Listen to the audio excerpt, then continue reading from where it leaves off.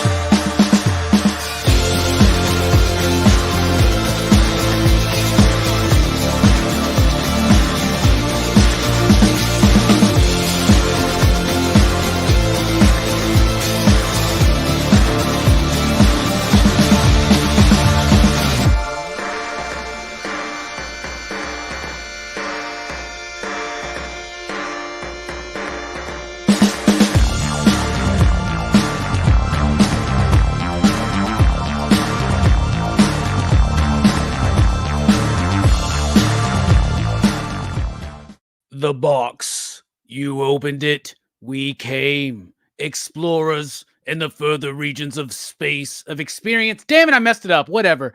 We're just going to screw it. Hold on. Let me start it over again. The box. You opened it. We came. Explorers in the further regions of experience. Demons to some, angels to others. We have such sights to show you. What is up, everybody? Welcome to Pop Culture Philosophers. Welcome to PCP Movie Night. Welcome to the kickoff of the third week of Horrorfest 2024, the bloodiest, most transgressive Horrorfest of all time. And tonight we're talking about 1987's Hellraiser, written and directed by Clive Barker. I love this film. We've already covered the entire franchise, minus the new movie, because that wasn't released yet when we last did that. If you want brief thoughts on all of the films of the franchise, go check it out in an earlier Horror Fest. But tonight, we're going to need to focus in on the first Hellraiser film, one of my favorite horror films of all time. And I got my favorite people here along with us to discuss it. It's Jelani. What's up? And apologies for messing up the intro. Jesus wept. Good response, right? Can't even read stuff right. It's all good. I wasn't reading nothing, man. I wasn't. It's bloody and transgressive, so I'm guessing that's what that speech was. So yeah. That's speaking of bloody and transgressive in speech alone. It's Brooks. What is up, my man? What's up? Happy for you to be here, man. Glad to be here to see what sights you have to show me. Speaking of sights to show, it's kind of like a Clive Barker week between me and Blood Splatter Chatter. So let's bring in the Blood Splatter Chatter man who started it all. It's Verno. What is up, my man? What up, my brothers? Happy to be here talking about, talking about what I would agree, man, easily one of the dopest horror movies of all time. This is, you talked about bloody transgressive horror fest. This is bloody and transgressive, but just a nasty, nasty movie. Yeah, that's why it's on the list, right? Speaking of nasty, it's John Castle Spiliotopoulos. Spilio, if you know. Woo! How's it going, everybody? It's going well, man. How are you doing? Fucking pumped, man. You're like Hulk Hogan out here and shit, man. Yeah. I got the nose candy going. I'm good. You should have ripped the shirt off, man. Fuck it, dude. Taking us to the fucking show. Speaking of taking us to the show, this man was initially called up by the Yankees, and he said, you know what? Yankees aren't good enough for me. I got to be there for PCP Movie Night to talk about some Hellraiser. It's Fable. What is up, my man? Station. What's going on, everybody? Ready to tear some souls apart. Let's go. We'll tear your soul apart. I cannot believe I fucked up the intro. I fucked up one word and it just messed everything up. Man, I just want to start the whole thing up. Can we just, let's all stop and I'll restart the stream. It'll be okay. Anyway, we're talking about Hellraiser tonight. I see you out there in the chat. We got GTK Comic, P2P, 9-panel grid. We can't wait to hear all about Hellraiser. That's an inside joke. We got Two Gun Pedro. Go vote for him in the CBC Awards.org right now. Blue Wrench Award, Best Channel Supporter. Go vote for Fable for Community Builder Award, and go vote for Go Figure Reviews, and vote for PCP as much as you can. I would really like, actually, at this point, I want to win Most Comedic Content Creator just so that I can make a really funny acceptance speech. We got Introspectim in the house. We got tons of beautiful people out there in the house. And here on the panel, we're going to be talking about Hellraiser. There's my copy of it on Blu-ray. It is a Arrow European edition with 1, 2, and 3. It was the only way to get 3 at the time, but now there's an American release that actually has the first 4 Hellraiser movies together in excellent freaking fashion. I haven't upgraded yet. It's a 4K as well. Look at our man down there. He's got it. I got a link in the description below to an Amazon site where you can get it for a decent price, under $100, but it is 4 Blu-rays, fantastically put together. You can help PCP as well. If you don't own it and you want it, check it out. But I got this one, and until I get a 4K player, at least, I'm not going to upgrade. This is a beautiful set. It looks like it. It is. It's got, this is the only way to get part 3 at the time on Blue. But I mean, I want all of them on Blu-ray. And the one that's the most difficult to find is Hellraiser Deader, actually, with Carrie Warrior, because one, they only made like 1,000 of them or something like that. And it's there are people trying to get $300 for it online. What is that? I never heard of that. Is that the one with the reporter? Yeah, that's the one with the photojournalist. The photojournalist, yeah. Yeah, that's the one with Henry Cavill. It's a script right? for not No. Hellraiser, but they made more. One about the video game. Yeah, like There's more than 4 Hellraiser movies? Shut the fuck up. Is this like Actually, they stopped at 2, but it's okay. Oh, whatever, you dude. could. 2. Whatever. I mean, you missed some great Pinhead dialogue in some of those sequels. I'm just going to tell you that. But we're talking about the original Hellraiser right there. 1987, written and directed by Clive Barker. So Clive Barker, a lot of people know who that man is. And synchronicity, he just got announced for Scarefest, which PCP will be at. We got a media badge. So me and Hammer Time Holshoe will be there representing. And Clive Barker is going to be there. And this is Clive Barker week because we're going to be talking about Candyman Thursday night on Blood Splatter Chatter.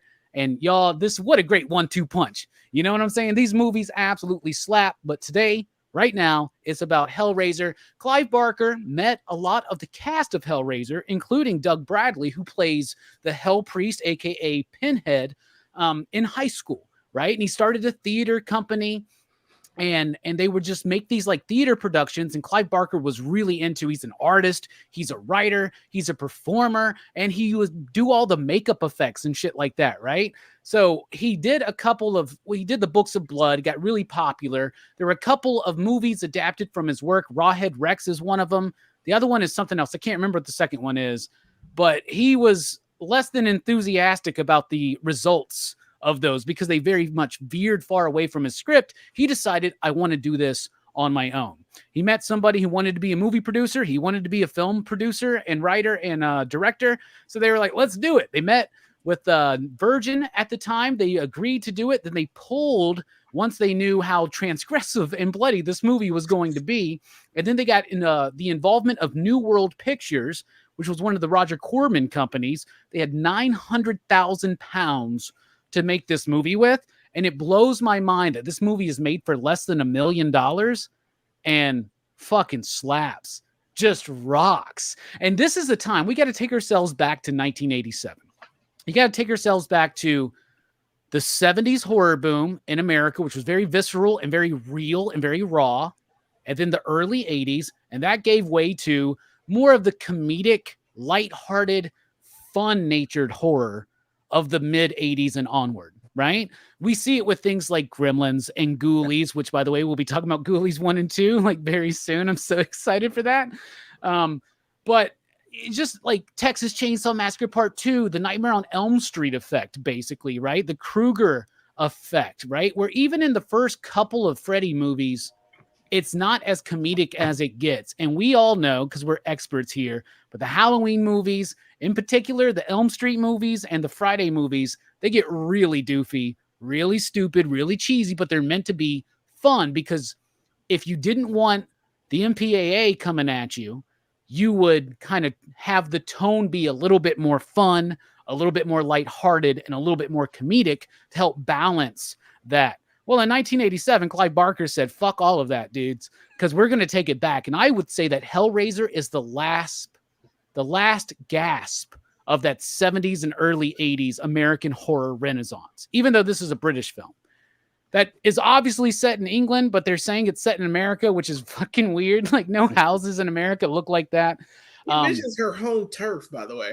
Yeah, I know. And she's So, got a like, British, because it was supposed, but New World's like, no, it's got to be set in America. So it's very vague about where it's set. But this dude shows up in a Yankees cap one time, and you're just like, what the fuck?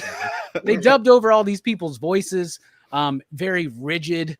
Like, you would have British actors, and then like they would be these very forceful American accents overdubbed over them. At times, it feels like an Italian movie, right? So I'm not saying this movie is flawless.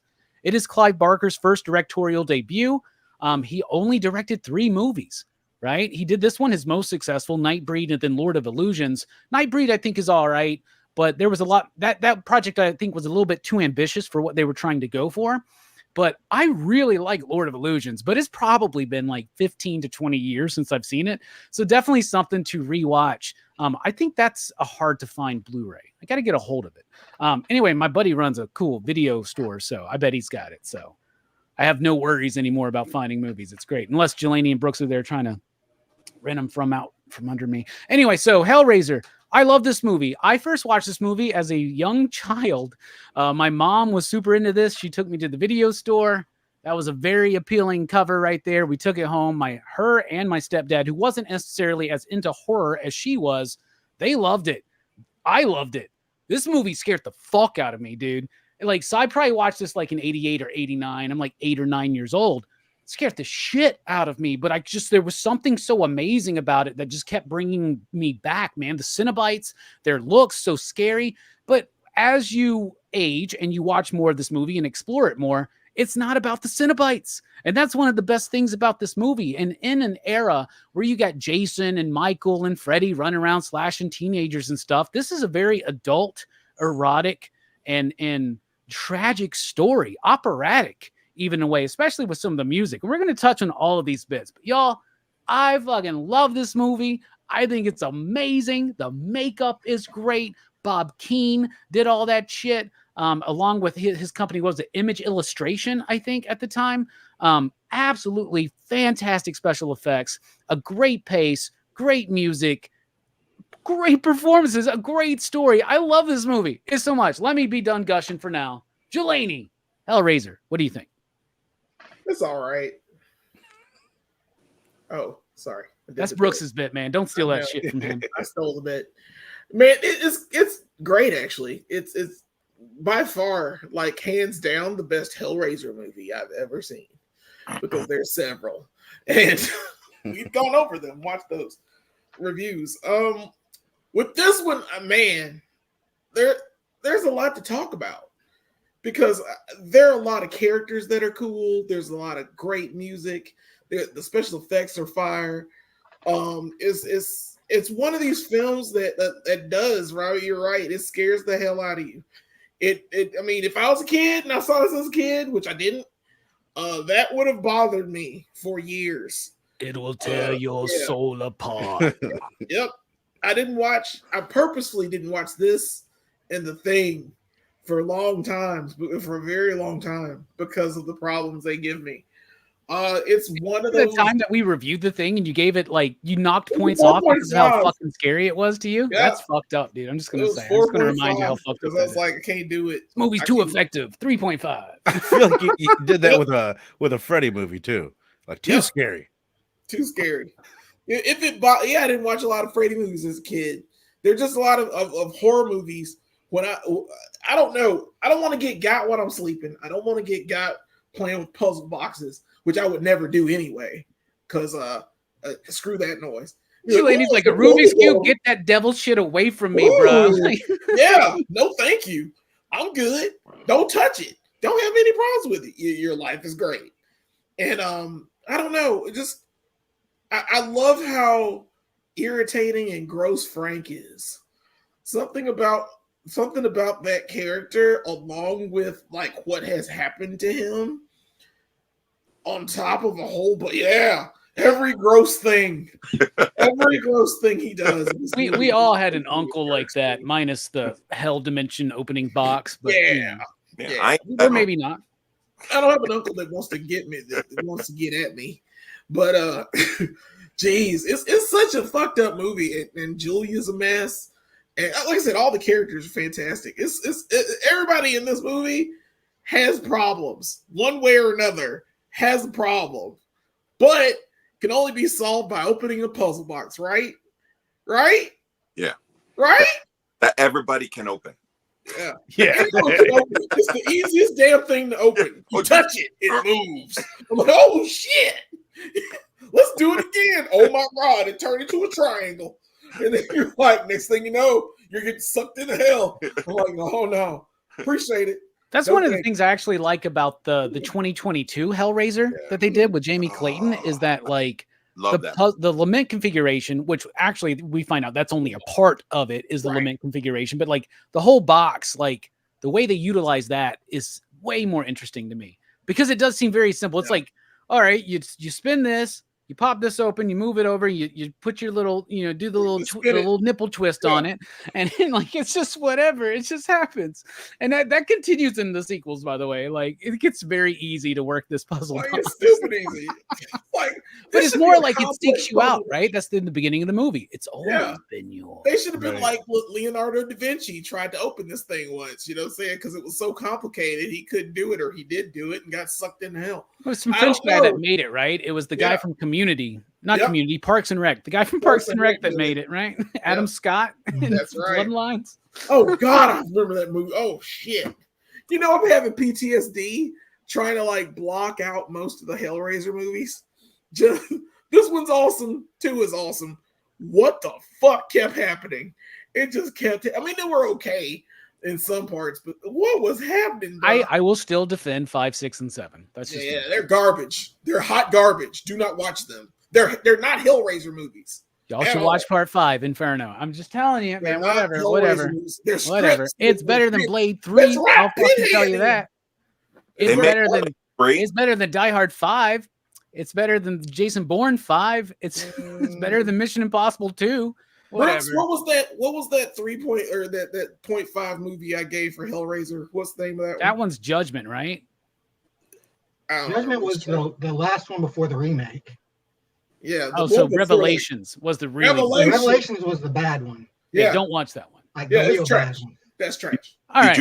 Did you like the remake, Jelani? Yeah, I did. It was like 4.5. I'll get also 4.5.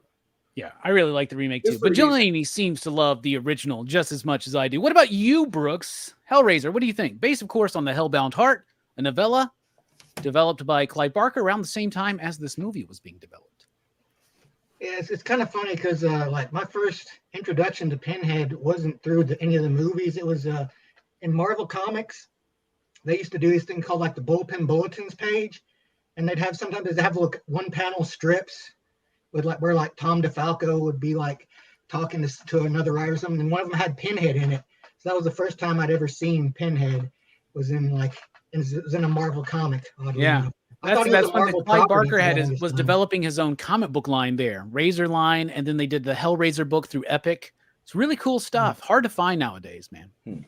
Yeah, but like I remember watching this movie the first time. Like I really liked it. Like and like the effects are really what I think elevates this movie. Like the whole like watching Frank go from like a little fucking like pulsating sack into like a skeleton popping out of the fucking floorboards to this fucking muscleless dude is like, it's crazy how good it looks and how like real it looks. It's like, it makes you wince. You're like, ah. And then he starts talking like, oh, my nerves are starting to turn back on. It's like, oh. He like smokes a cigarette with his fucking skinless fingers. He sells how good a cigarette is, man. He does. Any former smokers or current smokers, you know what I'm talking about, man. There was something about it, dude. Yeah, like it's a classic for a reason, Like it pushed boundaries, Oh yeah, absolutely. What about you, Verno, blood splattered Chatterman himself? What do you think about Hellraiser? unlike I think, well, I don't know. Actually, Jelani, you said you didn't grow up with it either. I totally just told Fable yesterday. I don't think I saw this when I was a kid, and if I did, I don't remember it. For whatever reason, we used to rent 3. We would rent 3 all the time because Pinhead is in it way more, and it's like the same cover. By the way, they just like reused the cover from 1 and used it for 3, so it was they were selling you that way.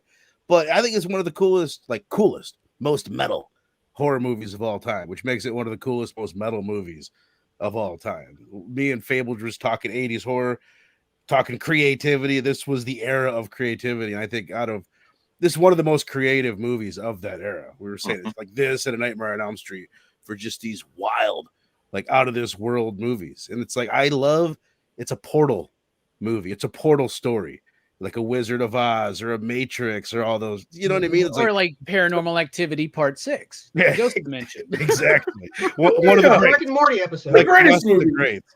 That I was, I noticed right before we got rolling, and I was talking like when I was a young boy, I wanted to watch a movie that had the single killer. That's what you're used to: Chucky, Jason, Freddy, Candyman, all that. And they knew that with the marketing. So when you look on the cover, it says demon to some, angel to others, like it's singular. Like they're trying to sell you that it's this movie about this guy, this dude named Hellraiser. Yeah, and he even says he'll tear your soul apart. I just found that really interesting. My real name is actually Hellraiser. They must have realized, like, oh yeah, people are going to be looking for a single killer slasher movie. Let's sell them on that. And that's one of the cool things about the movie. You get in it and you're like, oh, this is a movie about this dude with the nails in his head. And then it becomes a movie about Frank. Then it becomes a movie about Julia. And it's just like it unfolds in a really interesting way. It's and plus all the metal on top of it. We said Paranormal Activity, no metal. This one of the most metal movies ever to exist. So that's like a dude at the coffee shop who's been playing like 3 acoustic shows every weekend, for like the last 3 years. That's what the Paranormal Activity one is. Exactly. Yep. Fucking playing spoons on his fucking knees and shit.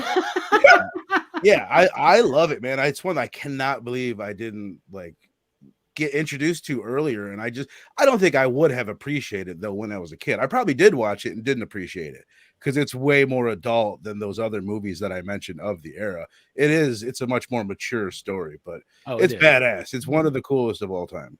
Yeah, and when I was a kid, I vividly remember this shit. Like Pinhead scared the shit out of me. The Cenobite scared the fuck out of me. Right. Frank scared the hell out of me. But there was something appealing to me about this movie.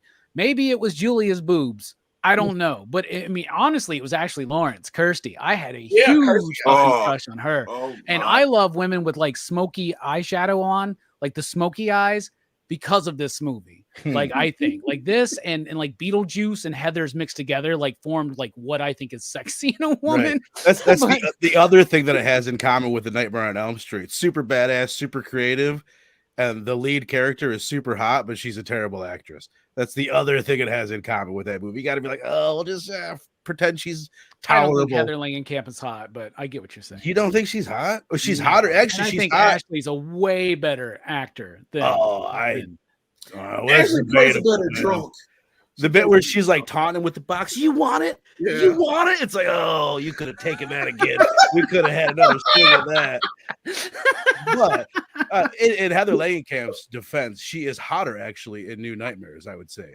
That's when you realize, like, oh my God, she's gorgeous. But yeah, she doesn't look that great in the first one. I'll agree with you. I don't know. We're not judging the movies based on the women's appearances, but Ashley Lawrence, man. And then when she shows back up in Hellseeker, oh my God. Oh my God, dude. Oh, anyway, Spillio, my man Castle from Castle's Corner over at the EXP. What do you think about Hellraiser, man? This movie is awesome. I loved it. Now, I think I am the only one here that actually saw it in the theaters with a bunch of my friends. Yeah, when it came out, you said 87, right? Yeah, I was 17. I was 17. And Verno said it perfectly. All we had was Jason, Michael, Freddy. Okay. Then this new character came out. Oh, and then we were like, oh, this Pinhead is another slasher guy, And then when the movie came out, I'll tell you right now, I shit my pants when I saw this movie. It was scary as hell in the theaters. People were getting sick. I'm being honest. Because of the smell of your shit, I assume. Is what you're saying. All these people just shitting and Dude, these flies in here. Shit smells good. All right. I don't know. you what the can't fuck- throw up, man. I'll throw up if Every you show throw up, man. takes 30 minutes to clean up.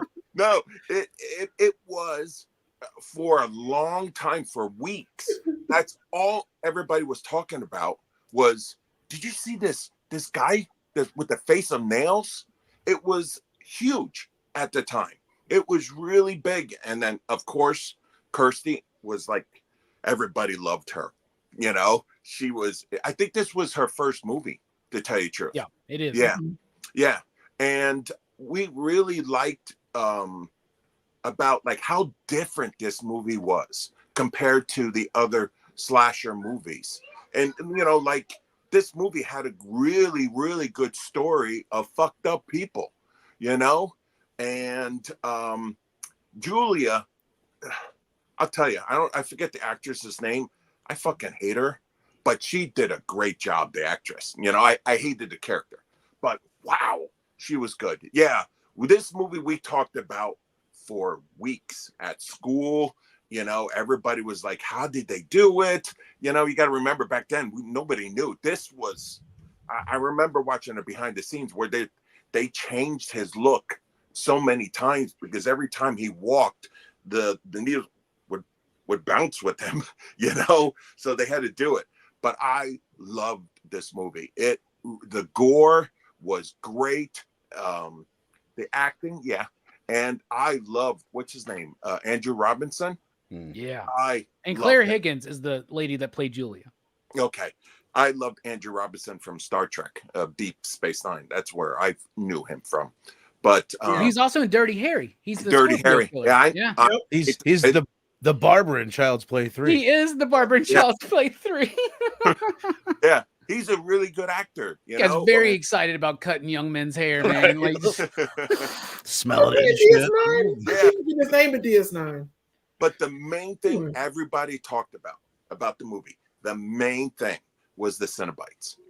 Everybody wanted to know who the hell was these people or demons, whatever, you know, especially, you know, Chatterer. yeah, everybody loved him. So yeah, I love this movie. You know, I watched it this week for the show and it brought back tons of memories. So yeah, this movie, you know, is very high for me. It holds a special place. So Jelena, you remember Andrew Robinson from DS9, right? Yeah. He played Garrick. Yeah. Gary. Yeah. Thank you. Yeah, he Yeah. was the Kardashian. Kardashian. Yeah. that's what I just told my Yeah. wife. That, you know, he played a Kardashian. So, Yeah, he was the Kardashian. He played Speaking of the Kardashians, oh, Fable. Well, Hellraiser, I know, is one of your favorites. I know you got a long storied history with it. Tell us what you think. Quite simply, this is one of the greatest horror movies ever made, bar none. Everything you guys said, I can reflect. I was a little kid going to the video store. I was heavily into Jason, heavily into Michael Myers, heavily into Freddy Krueger. And when I came across this box art with this guy and this nails in his head and this S&M gear that he had on and this freaking weird thing in his hand, and Which was I'm so like, different at the time. Oh, Right? yeah. Not just because of our age, because Spilio, I guess you can attest to that, right? Like it's just very different, Oh, very fringe. this whole movie looked different for everybody else, but especially, yes, the costumes and everything. Oh yeah. yeah. It was totally, like Verno said, it was totally talking to me in the sense of this is the new guy. This is the new creation. And, you know, I took it home and it wasn't Freddy and it wasn't Jason and it wasn't Michael Myers. But what it was a dark, Lovecraftian, alien sort of tale of these creatures that, you know, when that wall, the lights come through the walls to announce their coming and the chains falling down and all of that stuff. I'm like, this shit is dark and I freaking love it. And what's crazy about it is, I mean, you could call out whoever you want as the villain, but I think this story is the story of a creation of a villain in Julia. I think Julia is takes center stage in this film, and she knocks it out of the park. And it's, now on this rewatch, knowing that it had $1 million budget, knowing that it's Clive Barker's first script, first film, a lot of these actors, or at least some of them first film. My God, well, how do you do that on your first try? How do you become one of the greatest horror movies of all time on your first try? It's incredible.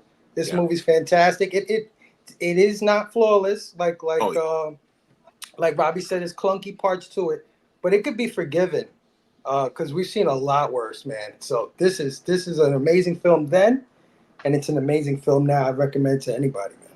Yeah, burial ground it ain't. You know what I'm saying? Like, no, perfectly put, dude. This movie it stood the test of time. It still resonates. I think its themes still matter. Its score, the special effects, everything about it holds up. Maybe not so much of the acting, but some of those other horror films we love from the 80s, we can be very forgiving. I know there's a lot of people that love Tremors out there, and if you can love Tremors, you can really love Hellraiser. There's a lot to sink your teeth into. A lot of flesh to dissect in this movie. There's a lot of great performances. I know that some may say that they may... Yeah, I get what you're saying about Ashley Lawrence. I do, but I don't care, dude. She's hot as fuck in this movie. But my favorite performance in the movie was the standout performance. And, dude, Andrew Robinson, Claire Higgins, they kill it. They kill it. They kill it. Kill it. I'm going to leave that for y'all.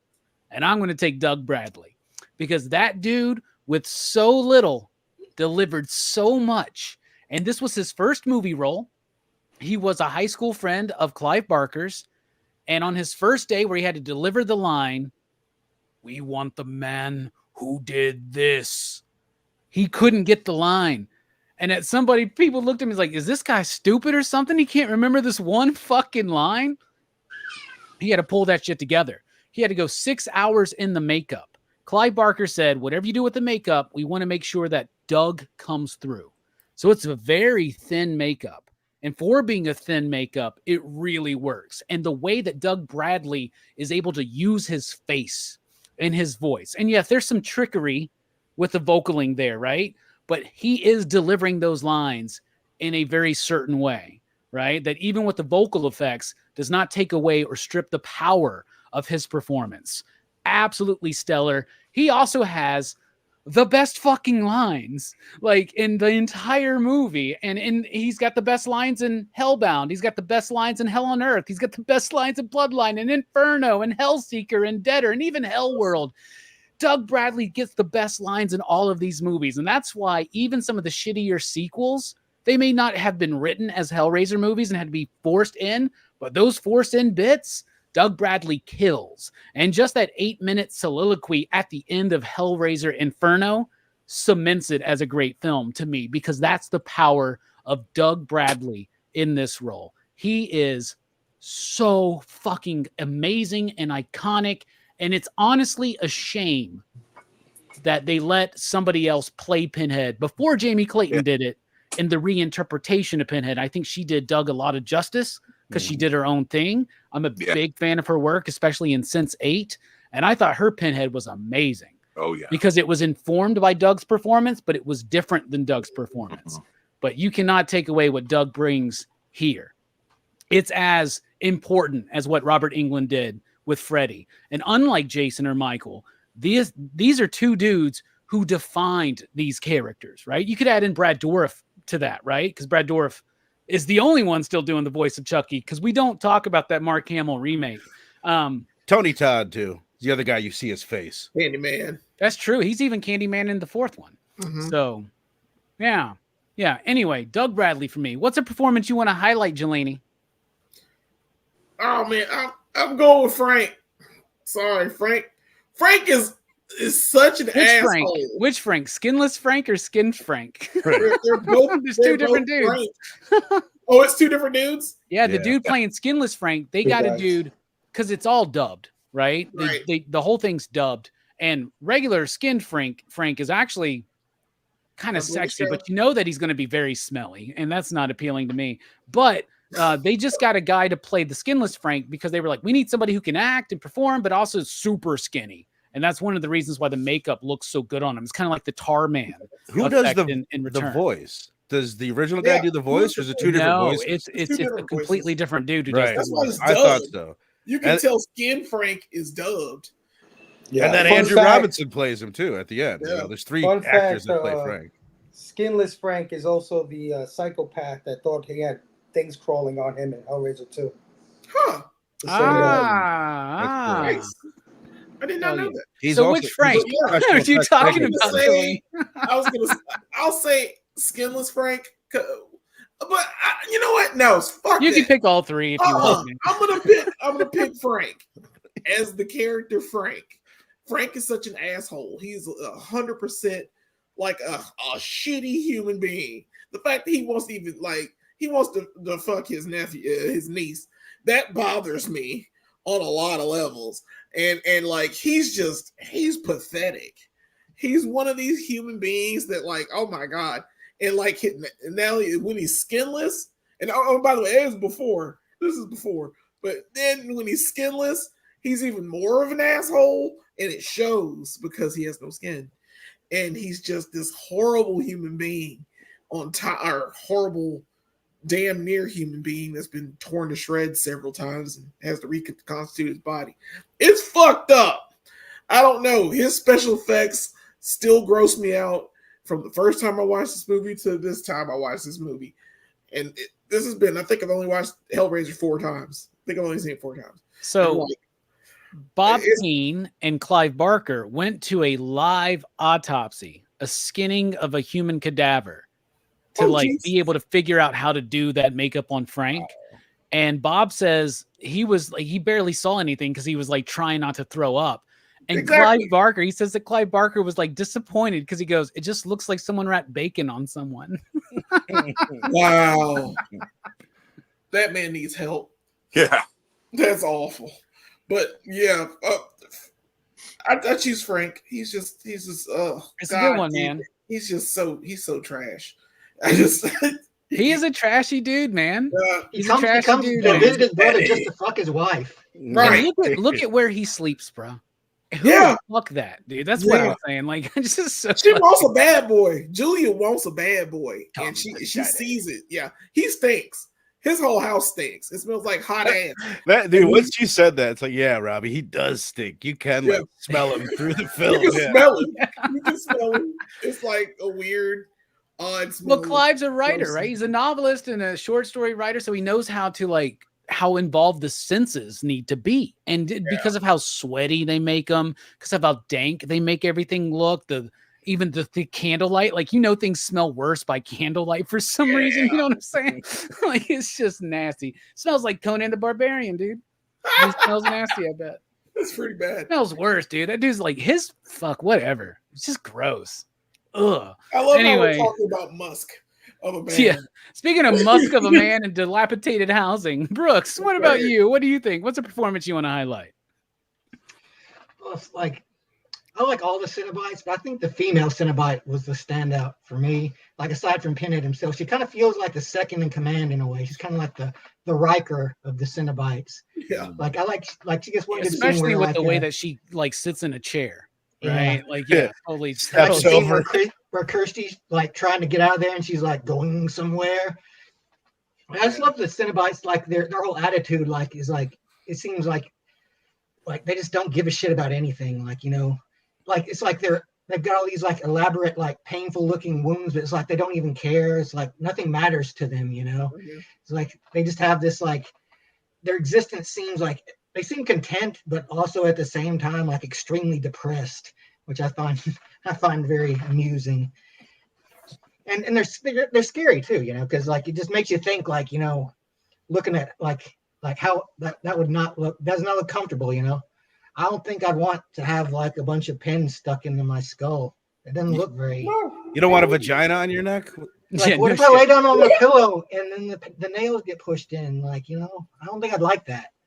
So in the first film, the female Cenobite, and she doesn't actually have a name, but I would call her Vagina Neck, right? You know.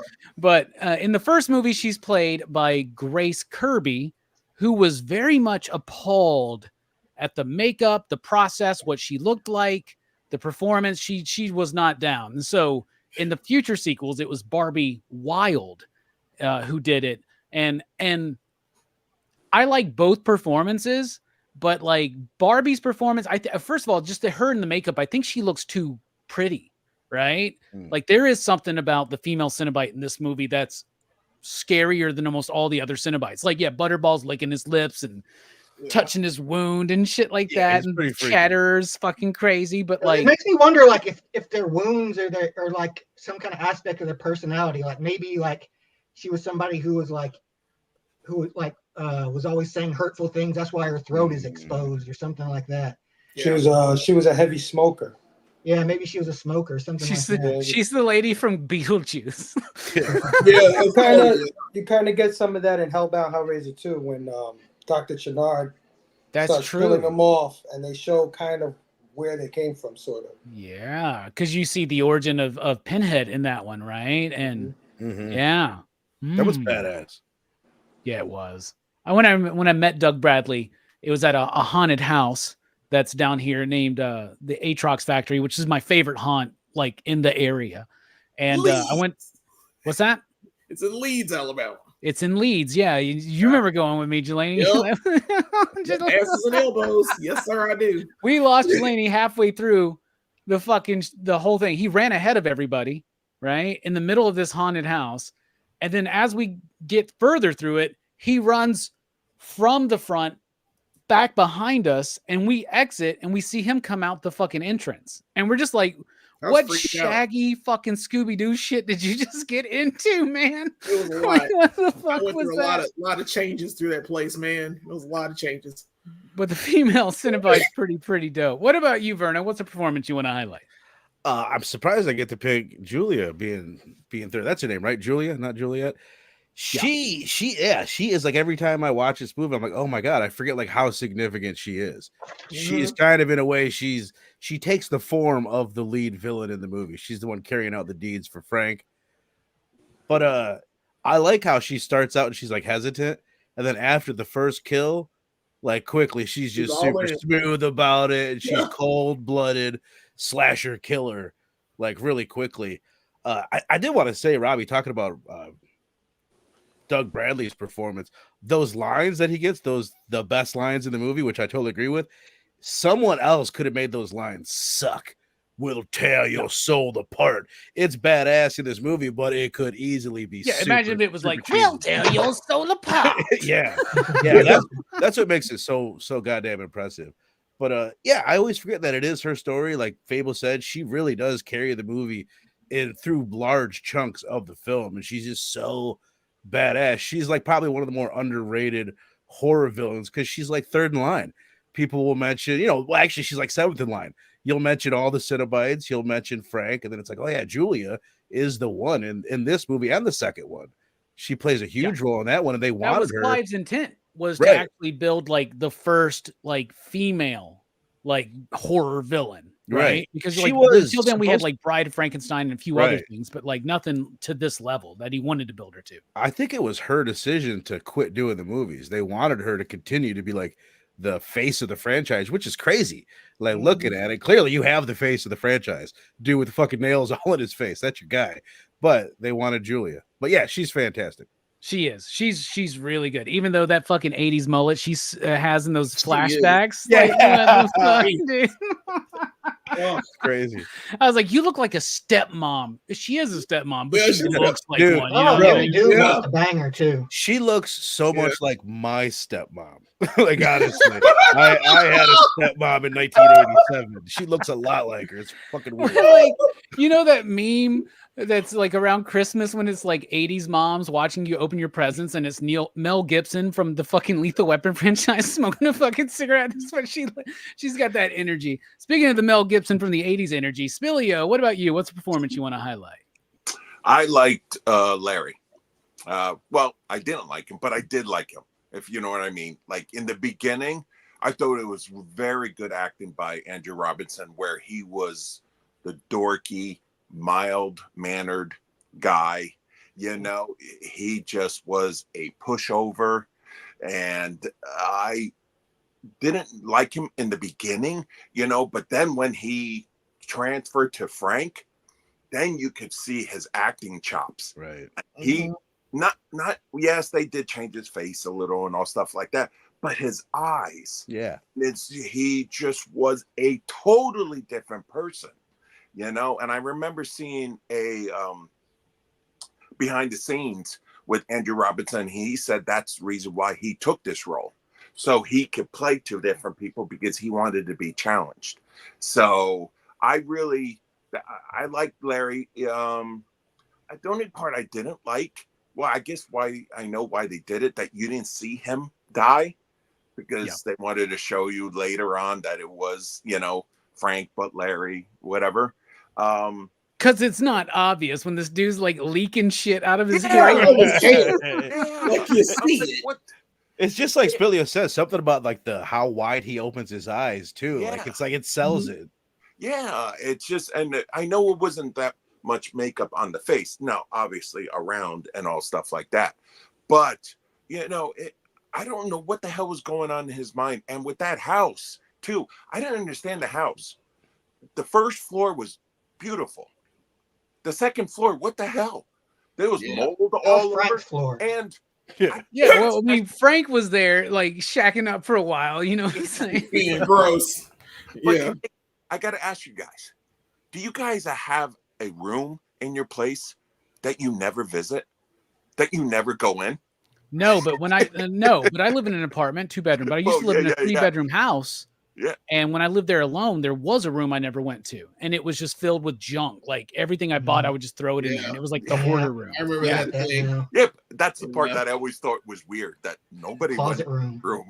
Yeah. But They kind of explain it in the book. Like Julia doesn't like it because it's damp in there. I think she like senses something's wrong with it or whatever. yeah, but Also in the book, it's more than blood that brings Frank back. Yeah. It's cum. It's blood and cum.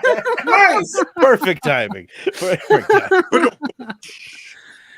Speaking of cum, Faithful, All right. I heard you got balls big enough to come into a dump truck. What about you? What's the performance you want to highlight?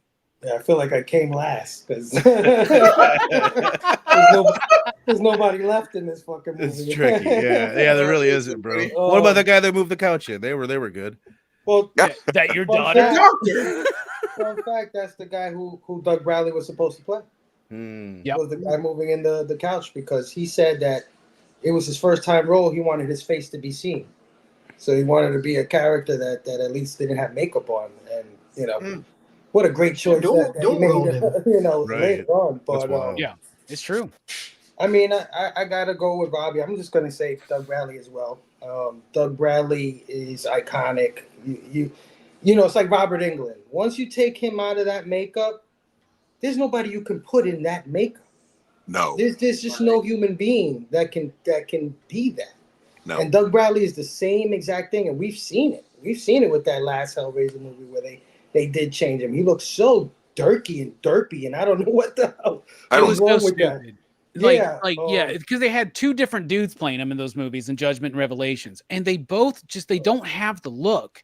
Like Jamie Clayton was the first one to actually like look, but they had to make Pinhead look different. They had to make the Hell Priest look. Well, different. that's what I'm saying. The only logical step would be to change him completely, gender-wise. You know what I mean? To be a whole different person. But yeah, Doug Bradley, he's so powerful in all the things he says, so memorable for the few lines and the few minutes that he takes up on the screen. Because in part one, what is he? 10 minutes total in the entire movie. Let's really be honest. Part two, maybe 20 minutes, 25 minutes. I mean, it doesn't take center stage till Hell on Earth, which Hellraiser a lot, but he's mostly in a pillar in that one, and that's what pisses me off. Yeah, about but the lines he's spitting at the guy, the dude, and the girl that he seduces into killing Homeboy or trying to kill Homeboy. Oh, dude, I mean, and just the church scene alone. Yeah, fantastic stuff. He's one of the biggest regrets in horror to me that he didn't, get more. We needed more Doug Bradley. So yeah, I gotta say Doug Bradley too, man.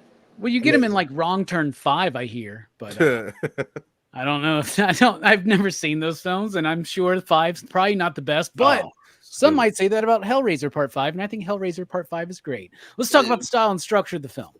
And also a major shout out to Ashley Lawrence, because she's hot. She's cute. She's like, there's something about her that just gets me, man. It's the eyes, the makeup. Yeah. Oh my God. And when she shows up in Hellseeker as a grown-ass woman, she's like 28, by the way, when she made Hellraiser. So she wasn't like young, you know what I'm saying? But man, nobody picked Kirsty's boyfriend. That fucking dude. Why not? Why is he even in the movie? Like, if I docked any points from this movie, it's not because of anybody's performance or any clunky like bits. It's him. I mean, what a fucking dumb, like, you think he's a doofy guy. You think fucking Larry is like a cuck at the beginning of this movie? Who the fuck is this dude? He gets Ashley Lawrence's character drunk. They wind up going home together, and they're sleeping in separate beds. Separate beds. So fucking, what the fuck is this? Take advantage. He's sitcom? What the fuck? Kind of makes you question Kirsty's taste in men, because he's putting a cigarette in his mouth.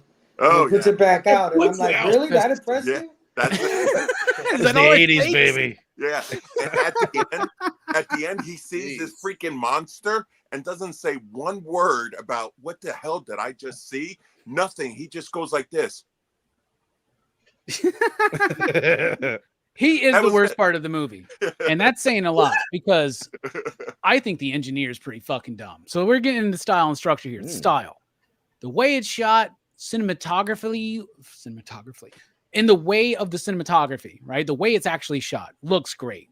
Fable, you were talking about when the walls start opening up, the light shining through. What about when the walls opening up and you see the cobwebs stretch? You really feel the idea of another dimension coming in. And there's no fucking crazy expensive practical effects. There's no crazy CG. And, you know, we see this shit all the time. Portals open up. We watched it in fucking Paranormal Activity 6. Oh God. You know what I'm saying? And like, it's like, no, but the way they do it, it's subtle, but they did exactly what they needed to do. None of the effects look wonky in here, except for me, the engineer. The engineer is just a bad idea. I don't know, man. I would have rather had like Butterball just slowly walking down that hell hallway or some shit like that. There's a bit where it's been pointed out to me, so now I notice it all the time, but you can see the wheels on the track as they're pushing it forward and all that kind of shit. But it just looks stupid. It looks a little dumb. It's kind of like at the end of, is it Evil Dead 2 or 1? It's Evil Dead 2, right? That has the big thing that comes through the fucking door. Yeah. So stupid. Like, you lost me here, man. Mean, it looks good when she's in the hospital and he's using like his legs and it's like arms grabbing the walls and stuff like that. Yeah, you do see the little thing at the end, but I agree with you. They shouldn't have used that as the end bit. Yeah. And this movie was always under budget. And like, for instance, that bit at the end that Spilio was just mentioning, where the fucking homeless vagrant who's just randomly in the fucking movie, they try to expand on that a little bit further in the next couple movies, right? But like, it's so random in this movie, honestly. Totally. Like this weird homeless guy that turns into this fucking like bone dragon at the end or whatever.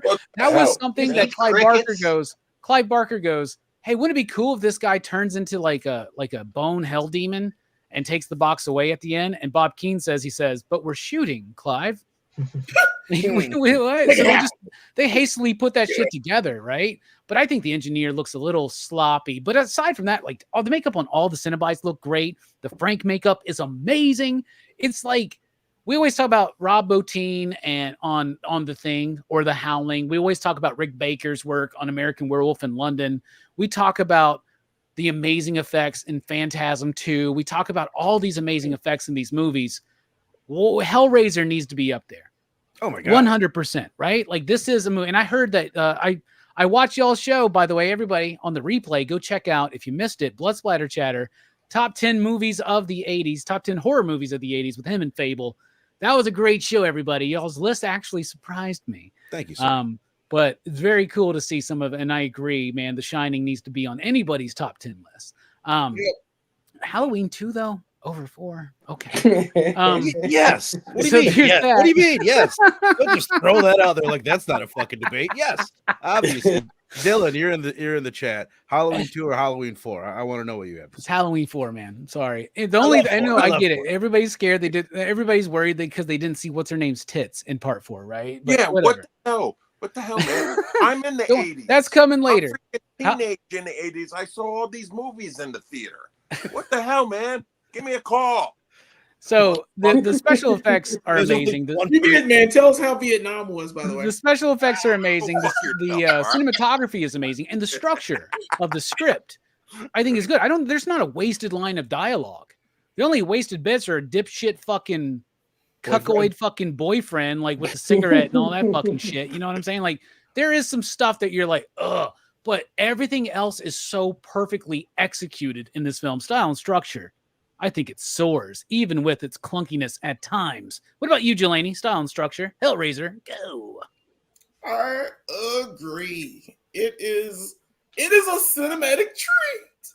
I love practical effects. There's something about practical effects that just should be in every movie now. But I don't know why it's like cheaper to freaking do I don't know, anything with a guy in a room making a mold of a monster or putting Cameras are too makeup good on now, your man. face.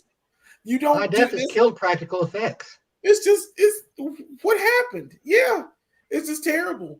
And like you get a Marvel movie all the time, and it's just a green screen, and you just running around, and it's terrible now. And The Matrix did it well, but for this movie, it just looks so good. Everybody looks so good, and like, had I not known what Hellraiser was, and watched this movie for the first time, and saw the Cenobites 25 minutes to the end of the movie. Like, you're going through some shit already with Frank, and like Frank's trying to run away from these things, and he's a glort monster, and he's like getting Julia to kill people for him so he can get skin, and everyone's like, okay, that's fucked up. Oh gosh, but She's then trying to you get see some the skin too, bro. Cenobites. Say what now? So she's trying to get some skin too, man. Yeah, well, I mean, I wouldn't go that deep. Trying to get that foreskin, motherfucker. You know what I'm saying? She's trying to get That's a that lot of D, work. man. Yeah, that's a Anyway. lot of work. That's a lot of meat to work with to try to get to. Anyway, it's a mess. There's something about this movie that is very messy, like in a good way. Oh, yeah. It's not clean. It's one of these movies that's just, it bothers me because it took me many years to get like to a level where I want to watch this film, because I didn't want to watch it. I was like, oh, it's a guy with pins in his head. He's holding a box, and if you open the box, he comes out and gets you. Oh, hell no. I'm not into that at all. Paranormal activity. Don't mess with me while I'm sleeping. If I'm sleeping, there's a monster there, or my girlfriend happens to be like a freaking demon lover. I don't know what she is. And I find this out. I'm moving. We're breaking up. It's over. I'm not following. It's not going to come after me. I'm good. It's not my family at all. It's shit like that bothers me. Anyway, yeah, don't play with a freaking puzzle box. Like I said, I like all the designs. I like the hallway opening up. I don't mind the butterball. It doesn't bother me. It's a random thing to put in this though. You're talking about the engineer. Butterball's cool. Butterball's the fat Cenobite. Not Butterball. I'm not the fat one. I'm talking, the engineer, the one Yeah. that's coming at you. Yeah. No, I don't know their names. I just know that they're awful Cenobite things, and like you're supposed to put milk on it or something. I don't know what a Cenobite. What? I have no clue what that is. And I was like, ooh, Cenobite. Oh, that's not what I want. No. I would not want to be torn apart by chains. It doesn't look good. The Jesus wept scene by far bothers me. If I was a kid and saw that shit, I would be scarred for life. Scar Ed, ED. I'm getting pulled and stretched by my skin by chains. Pass. Shortest No, verse in the Bible. By That's not that bad, dude. Yeah, I'm pretty sure it is. I'm pretty It's sure. fine. Not the original line either. Clive Yeah. Barker, the original line was "fuck you," and Andrew Robinson did that, and Clive loved it. So That's hysterical. Could you Oh, imagine? wow. Fuck you. Like, Yeah. That would be a good last line to go for. But like, what was the I know too, I forgot in 2 Frank did. He was trying to come after what's her name too, right? I can't remember what 2 was anymore. I don't know why. 2 is Julia coming back, and There's Julia coming that, back. She That's gets right. that Professor Bernard, that dude, like That's all, right. all involved in it and shit. Yeah, That's right. But yeah, it's a great setup. The end is a little weird because of the damn bone dragon thing. It's still in, but I do love how it comes back full circle to where it's that guy in that shady market that's trying to sell this cube again. what's your And pleasure? the lament configuration again. It's so weird. Which and is I probably like the how same guy it's too. Yeah, They're probably Yeah. all just the same person, just comes Yeah. looking different ways. he just looks different. Eating different locusts and people, shit. yeah. You know what I'm saying? I'm a Cricket. bug. Let's eat bugs while we're talking to a girl for no reason. And she's like, "Give them back." yeah, you can't give them back. You can throw them up. That'd be a lot of work. But yeah, it looks great. It's absolutely fantastic. It's shot well. The composition is amazing. I don't know like cinematography terms, but this thing fucking kicks ass. You did it. You It's nailed just- it. You said composition, man. You nailed Yeah. it. Yay. Remember, It when was- in doubt during style and structure, you can mention the tone and atmosphere, which Yeah. is astounding in this It movie. is. Astounding is not a word. Anyway, Brooks, what about you? Style and structure. Well, I can tell this movie is based on like a kind of a short story because it kind of has a feel of like a Twilight Zone episode in a way. I can almost imagine like Rod Serling in the beginning being like, one Mr. Frank has just found a puzzle box, and that puzzle box is going to take him to the Twilight Zone. But yeah, it's like Perfect. Yeah. it just kind of has that feel of like, you know, a high concept, like kind of horror thing, like, you know, like a short story, like, you know, like a Poe or a Lovecraft kind of story, where it's like, you know, it starts off with like this kind of crazy scene where this dude, like, you know, opens he's sitting in like a circle of candles. Like, it's kind of like, It's a square. I was Yeah. gonna say it, but I didn't want to be that guy. I'll they kind of be that hint- guy. Thank you. and they kind of hint that like Frank may be like dabbling in some kind of like supernatural shit or something, even He's though involved like, you in know, dark ceremonial black magic, right? yeah, and like even though like He's his summoning brother seems to demons, think bro. he's just like a kind of typical scumbag criminal guy. Yeah. But like it is the story has a lot of layers to it. Like if you really look at it, like each character, like if you look at the characters, you know, like Frank in particular, like his whole thing of like, you know, he's such a bad guy, but he's bored. Like, you know, all of his evils like have become mundane to him. Like he's almost it's like you almost feel like he's becoming a Cenobite, and him trying to escape from hell is him trying to like get away from that fate, because like he doesn't want to be like one of these weird, mopey, miserable motherfuckers, like, you know. But yeah, it is a well-paced movie, I think, you know. Oh yeah. It does have like a few problems, like, you know, the boyfriend is pointless, and like why is he there? And like there's a few things that, you know, I think they could have trimmed out, but like This dude was at a fucking party that Clive Barker was at, did that cigarette trick, and Clive's like, "You're in the movie." That's it. That's I your just need you to job. do this one thing. Oh, you could be love interest or whatever. Wear your most 80s outfit. Come on. In the And short make your story, hair as doofy in as the possible. short story, Kirsty is not the daughter; she's like the assistant or something. Yeah, like I'm so that, right? confused by that. The whole time I read it, she's just calling her what I think of her dad as Rory. I'm like, is she not? It took me a long time reading the Yeah, book but to realize she's not his kid. I think it's for the movie, especially, it's a better fit because it adds more of a connection, like a raw connection. I love that it's Clive Barker, the one that made the changes. You know Yeah. what I mean? Like that's why it works so well. It's like, oh, we got to shake some things up. That's what's impressive about it being his first film is all the right decisions that he made in that regard. It might be one of the best storybook to film adaptations. Mm-hmm. Like honestly, like the changes make sense. Even though I wish that also she came all over the floor as well as dude bleeding on it, but whatever, you know. Speaking of coming on the I think floor, that her being the daughter gives an extra like Jeez. layer of sliminess to Frank too. yeah. By the way, another thing that I think is really fucking funny. So all the shit they would put on Frank is like a bunch of like KY jelly type shit, and apparently gross. Clive Barker referred to it as elephant cum. So That's we're one vote. probably getting demonetized tonight. So speaking of being demonetized because of cum exposure, Verno, why don't you tell us what you think about the style and structure and carry on the rest of the show, because I could go drop a little bit of blood and semen on my mint configuration real quick. I will say, I mean, stylistically, obviously, it's like the look of the film is crazy.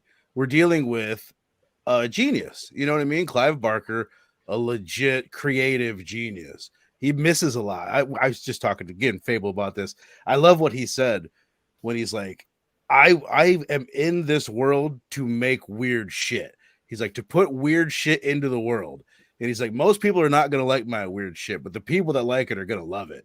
And that, I mean, I have barely read most or seen most of his stuff, but yeah, it stands out because of that voice behind the entire thing. It's what makes it look and feel so goddamn different. But just like some specific things, first of all, the roaches and the rats, like just to add to the sleaziness, and just throw some rats crawling around on the floor and some cockroaches. Another thing I just told Fable, that fucking moment where Frank is cutting that rat open. While he nails one to the wall. Yeah. And you can see it like twitching. It's like, so badass. Also, just while I'm thinking of it, how many times did Julia have to say, no, please stop, to her husband before he realized, oh, she's asking me to stop making it goes on and on and on, and they never like hint at that being a thing. He's like, wait a minute, you want me to stop? You've been screaming this for a minute. Don't understand you. I just don't understand you. When the hooks, not just when they fly out, which is super badass, but when they enter the skin and just like that look right there, that's one of my favorite things aesthetically in this movie. Also, the blood drops. I've seen a lot of blood drop in a lot of movies, but there's something about that with the pss, like it's acid burning the floor, so fucking badass. And then I think I know we've mentioned Bob Keane a handful of times. We've mentioned the practical effects, but I don't know if we've actually said the rebirth of fucking Frank. That's like that's like the most badass moment in 80s horror. It's one of them. You know what I mean? Like I want to make like Fable. We might have to get together and do like a top 10 like practical effect moments in I'm 80s down, horror. dude. I'm down. Hell yeah, let's like, do it. Put that up there with some of American Werewolf and London Transformation, some of the moments in the Blob and the stuff. Yeah, but it's absolutely fucking incredible. Quickly, because I've been going a while. As far as the structure, I kind of touched on it earlier, but it's like it could easily not work because of what they do. They make it. It's the box art tells you it's Pinhead's story, then it's Frank's story, then it's Julia's story, and then it's Kirsty's story by the end. And so it's kind of clunky, but it fucking actually does work. By the end of it, it doesn't feel too odd that she's the main character. When they've just like dipped her in the movie in and out, but like just enough to make that weird ass structure actually work in the end where it doesn't. That was give it a final girl, so it was like right. That's exactly what I was thinking, bro. Yeah, they wanted to make it fit. They did all these things to make his style fit with that era and what people wanted and what studios wanted. But I guess last thing I was gonna say is you brought it up earlier, Fable. This last time that I rewatched the movie was the first time that I watched it, knowing that it had like a $900,000 budget. Like, I don't know. I just never knew that. I thought it was just like a regular 80s horror movie. I didn't know it was Clive Barker's first movie. I didn't know that these were a bunch of friends that he did theater with that kind of put the movie together. And it really puts it in a new light of like, holy shit, what an accomplishment to make this on that budget with a group of basically friends. It's like, fucking crazy.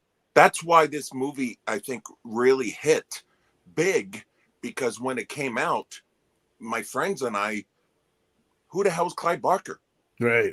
He was nobody. Nobody we heard of. You heard rumblings about this movie. You got to remember back then, rumblings mean newspaper. Right. Or some bum eating roaches on the street telling you about it. Yeah. Yeah. So we're saying Stephen King probably gave us this guy because he put this book out, this Books of Blood 1 through 3, which is like a collection of his short stories, and nobody really gave a fuck until Stephen King was like, basically he called him, I don't remember the quote, but he's like, this is the new voice of horror. And everybody kind of took notice, and that's what launched his career overnight, basically. They used that quote in the initial trailer for Hellraiser, and it was, I think the quote is like, there's a new face of horror, and its name is Clive Barker or something like that. That's what I'm saying. Nobody knew that's why this movie hit so hard, because not only was Clive Barker new, Pinhead was new.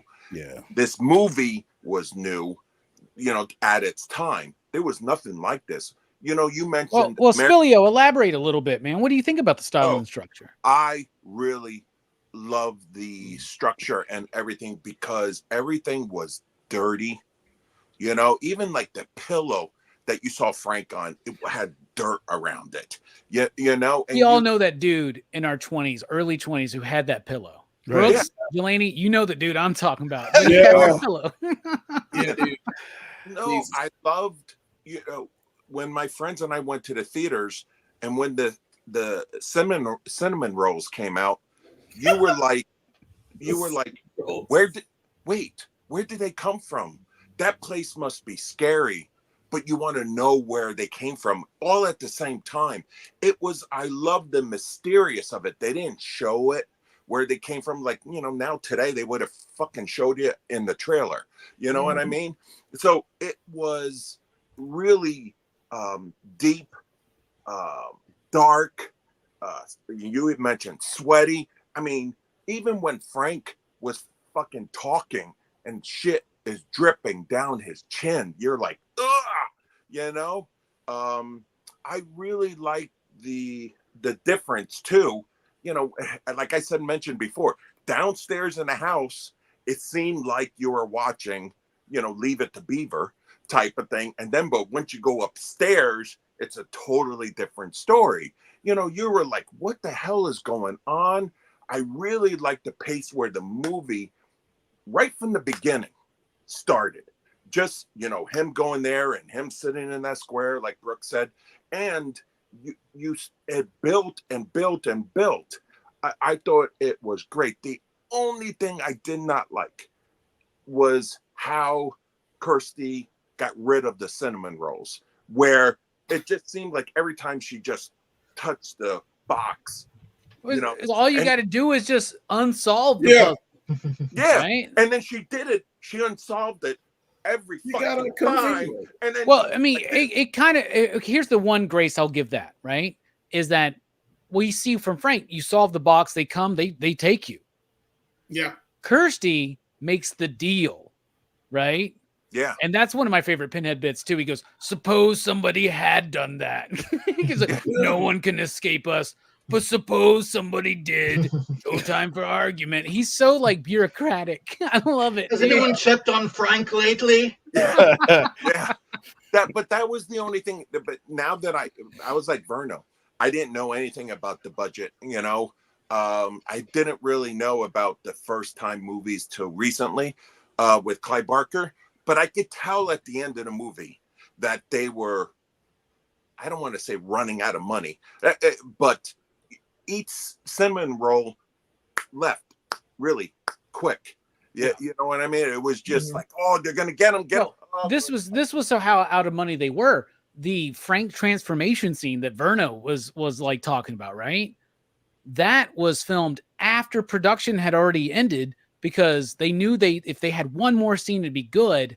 And there was like a guy from New World who put up the money to get that scene made. I couldn't imagine the movie without it. It would still be badass, but it's like the thing that really sets it over the top. I think. Yeah. Oh, for sure. Especially with the musical cue, but we'll talk about that in just a minute, right? That scene and the one later when he's walking on the floor, like crawling to her. That's a little kid. Yeah. In the scene. Yeah. Really? I like Julia's reaction in that scene, just how like regular like horror, It was fantastic. She was out of breath. She was on. But the last thing I would say is like watching this movie made you feel dirty. Yeah. You know what I mean? You were just like in that room. You could tell the smell. But not a super forced way like a Rob Zombie film. No. Right? God, no. There's a difference, right? Like there are dirty films, and then there are movies that make you feel dirty. Bingo. Right? Bingo. Yeah. And this movie is one of them for certain. Yes. Yeah. And another thing to think about, the video nasty craze, right? In Britain, they didn't see a lot of horror films past the Hammer films. So imagine how it was crazy to be like, imagine if Mark from Geeks Unleashed was like 10, 15 years older. and was just like used to Hammer horror films and like that kind of shtick, and then saw Hellraiser for the first time. Yeah. It was blow his this? fucking mind. Do you know? Was this a video nasty? Was it like? Did that era extend to 87? I know it was still like I Thatcher. think by 87 they were done with that. I They don't were. think they were really fighting with the censors too much in No, this. they were. Well, it's funny because in America, that's still pretty. They're really censoring like I'm thinking of the Friday the 13th movies from this era. There's some of the ones where they're showing the least. Yeah, I don't know what the difference was. I really don't. Like, it's crazy because you're right. Like Jason movies. Well, here's the thing. Like, they got like a dude with no skin. I don't know, man. Honestly, like I don't get it. Maybe because they don't show the act of killing a lot. Right. There's certain things. Right. It's spraying blood. They really don't like when blood sprays, and that's what they avoid a lot in those. That's an interesting conversation because you're right. Like Freddy and especially Jason movies were super fucking cut around this time. We're talking about like the era of Jason Lives, New Blood, and Jason Takes Manhattan. Those movies are super soft compared to this, man. Back to your point you made at the beginning. How about how like adding that comedy? Look at Evil Dead 2 came out the same year. That's fucking crazy, you know. But they added comedy to it, so everyone was like, "Oh, okay, we'll let them get away with it." But there's a longer version of this movie. Yeah, but it's hard to get. Ah, all right. Well, the other thing too is we know that like so Hellraiser is something new to the censors at the time. Yes. Right. And what they had a mission against Jason already. You know what I'm saying? So maybe that's a part of it. I don't know. No, but what made this move even different at the time when we went, who did the killing? Julia. Right. It was Julia. It was the first time that a woman was actually killing dudes. It wasn't Frank. You know, obviously later with the fingers and the, you know, but that's what made it different. And that's what made you like, ew. I mean, imagine being in the theaters and watching this. People were going nutso. It was disgusting. Yeah, you know, we never seen anything like this before. That's what I'm saying. What Fable's saying, this movie blew everybody's mind away because it was totally different than all the others. So, yeah. Fable. I know a lot has already been said. Style and structure. What you got, my man? Well, style. I mean, one of my favorite artists of all time is H.R. Geiger, right? Mm-hmm. And Clive Barker is like the second coming of H.R. Geiger because he's also an artist and he designed a lot of these creatures. And man, when you see the Cenobites, they look like from something else, from another world, another dimension, another place. Not quite like Freddy, not quite like Jason, all the horror people we love. This is totally, totally different and so much darker. Their outfits are so suggestive of what they've been through, or like Brooks was saying earlier, you could almost get a history by looking at them. Just that shot of all four of them in the room together, right? It's like one of the most iconic little stills that you can get from a movie. You guys spoke on Frank, amazing. You know, that scene where he's behind the wall and the wall's kind of covering him. And he's trying to convince Julia, you know? I mean, the way he's talking, the way his lips are moving, just amazing stuff. It's crazy that this is Clive Barker's first attempt at a movie. Structure-wise, I mean, it has a great pace to it. I love some of the memory tricks that happen in this. Like when Julia remembers Frank, you know, meeting him for the first time. But while she's holding a photo, you know what I'm saying, of Frank. And is kind of playing with the present and the future at the same time. She's thinking about when they were fucking and he Larry cuts himself at the same time, right? He's pushing the couch and he's pushing on her and he's cutting back and forth. I mean, this is stuff that's not supposed to be done by a guy who's never done a movie before. When you think about this, right? So style and structure, amazing. I'm not going to go on too much. You guys said it all. But yeah, this is great, man. All right. I've been really ready to talk about this. Christopher Young did the music in this film. Wow. You might know Christopher Young's work in the films like Species, Urban Legend, The Grudge, The Exorcism of Emily Rose, which is an underappreciated exorcism film, Drag Me to Hell, Sinister, Deliver Us from Evil, and Pet Sematary. But don't forget that he also did The Hurricane, Entrapment, Spider-Man 3, Ghost Rider. We're going to forget that one. But he's done a lot of really great stuff. He did Nightmare on Elm Street Part 2. He did Trick or Treat. He did the 85 American release of Godzilla. Fly 2, The Dark Half. Great music in The Dark Half. I love Christopher Young so much. Set It Off. He did the music and Set It Off. Murder at 1600. Hard Rain. Rounders. Oh my goodness, y'all. The Big Kahuna. Wonder Boys. This dude knows what he's doing, right? The music in this is epic, gothic, operatic. It's showing the tragedy. It's showing the romantic quality of the movie. And y'all, it delivers on tone and atmosphere. It really does. When you hear the bell toll, when the Cenobites are about to show up. I love listening to the score to Hellraiser. Spotify has a good 20th anniversary edition that you can listen to.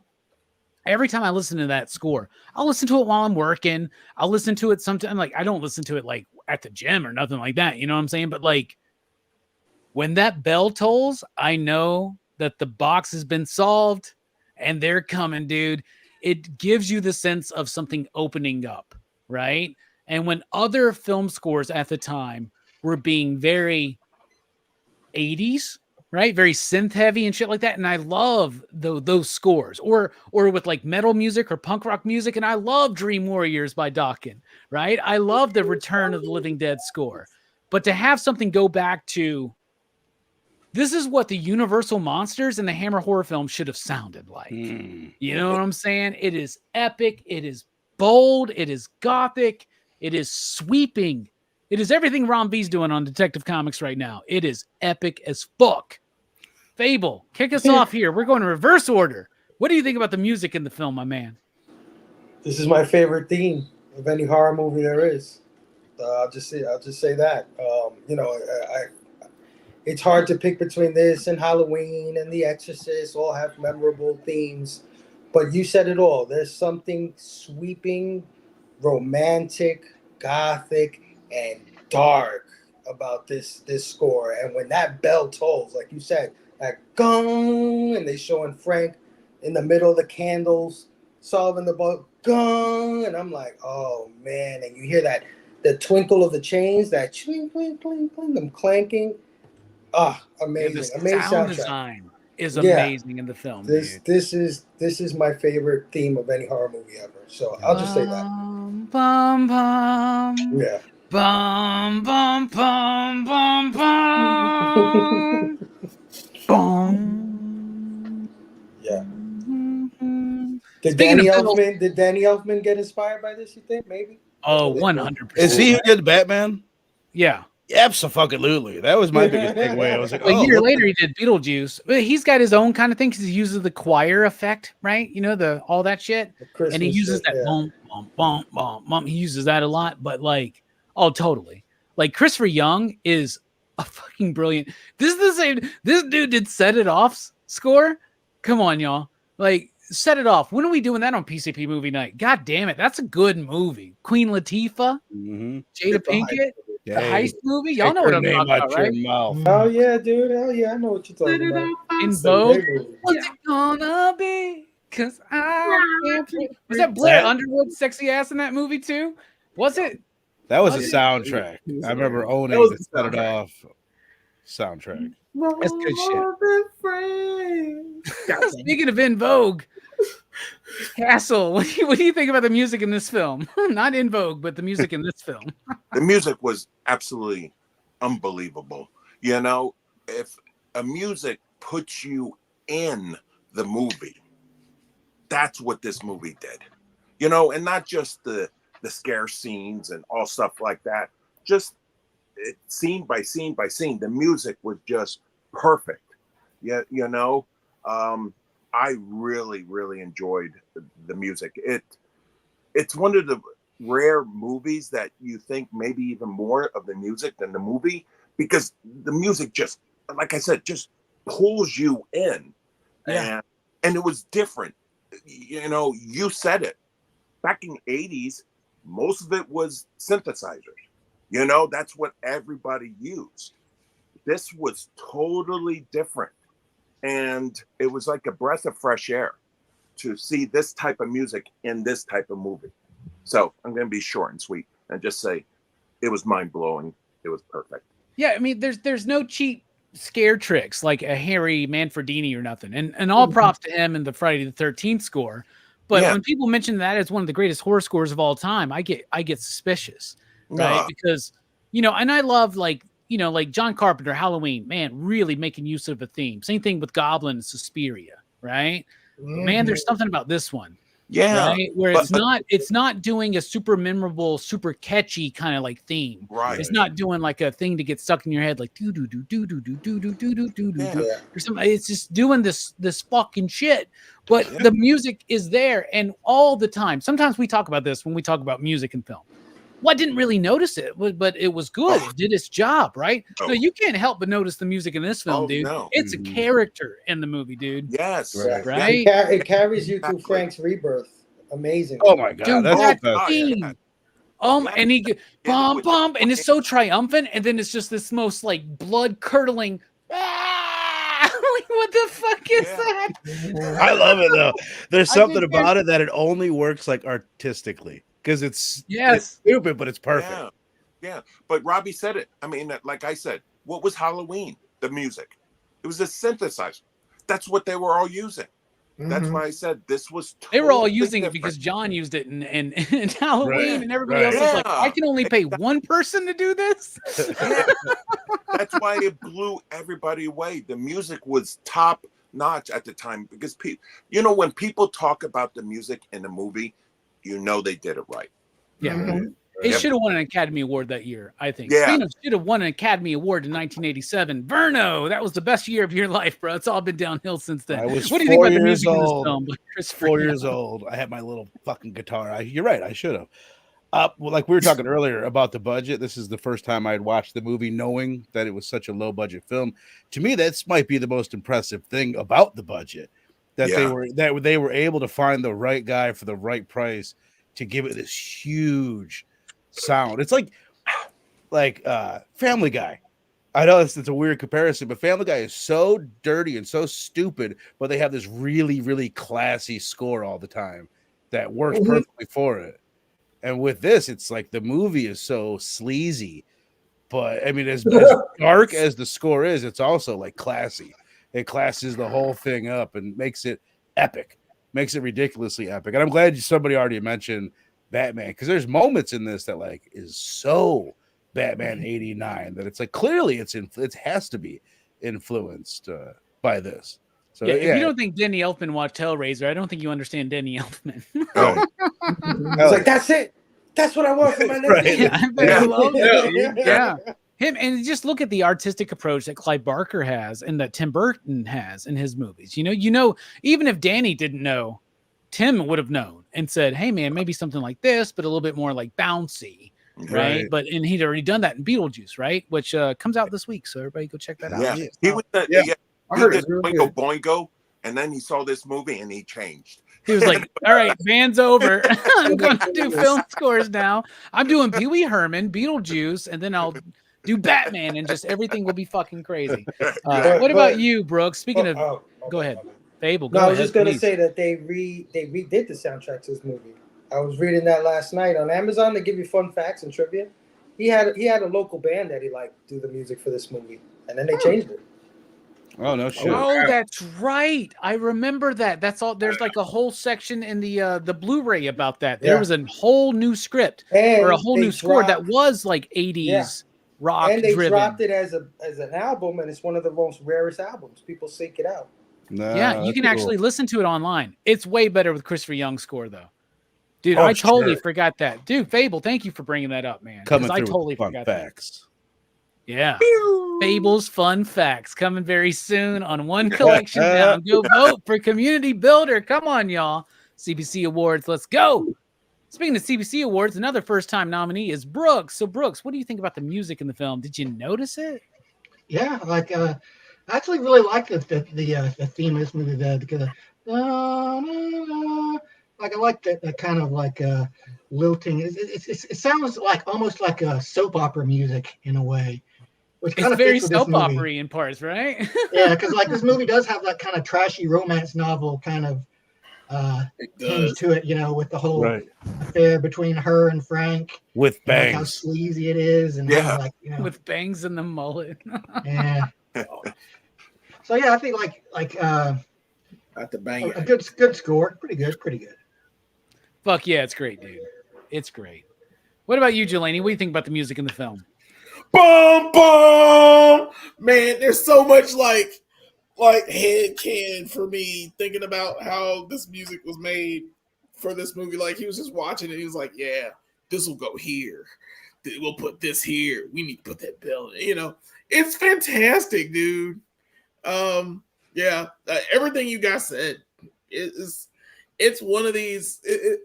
It's memorable. I still like Halloween's theme better from John Carpenter. Sorry. Well, we're not talking about theme. I mean, Halloween may have a better theme. Like, Yeah. you know what I'm saying? Like, I have different things. Like, so, like, my favorite theme in a horror film is probably Suspiria. The dun dun Yeah. dun dun dun dun dun dun dun. It's very simple, right? It's the best. Yeah. But that's different than my favorite score in a horror film. Yeah. You know what I'm saying? I Or hear like you. it's my favorite score, by the way, is Day of the Dead. John Harrison, very synth heavy, but I That's love very that good. fucking score so much, man. Yeah, but but music's you get good, what I'm saying. man. Music's The good. music's great, dude. I've And said it. It's awesome. when you hear that bell toll and you know the Cenobites are coming, then the music goes from that sweeping operatic thing, that epic quality, to an epic sensory experience of noises and scratching and shit like that. And like, y'all, I'm not even kidding. Just listen to the score on its own and you feel the movie. You feel all the beats of the movie, right? Yeah. You don't, it's Yeah. like, you don't even need to watch the movie to experience the movie. Just listen to like the score and I'm it's good. going to kill you, dude. It's on YouTube. It's on Spotify. Check it out. It's Yeah, so I'm gonna good. do that tomorrow. Thank you, Robbie. It's one of the best, dude. I played at work during Halloween time. Yeah. So it's just Okay. something like, it's just epic, dude. And then every time I'm in the office doing my FOC and I hear boom, I look at the bricks on the wall to make sure that they're not Yeah. cracked open. You know what I'm You saying? Better light up, motherfucker. You didn't touch the puzzle box. You better not touch that damn puzzle box. So I actually own a Rubik's Cube that's painted like a lament configuration. Hey, Madison, I think we got the same shirt. That's I know she does. She's like, "Oh, Uncle Robbie's got that shirt. I want it." Aw, Uh, Madison, what's up? What was I saying? I have a Rubik's Cube that's painted like a lament configuration.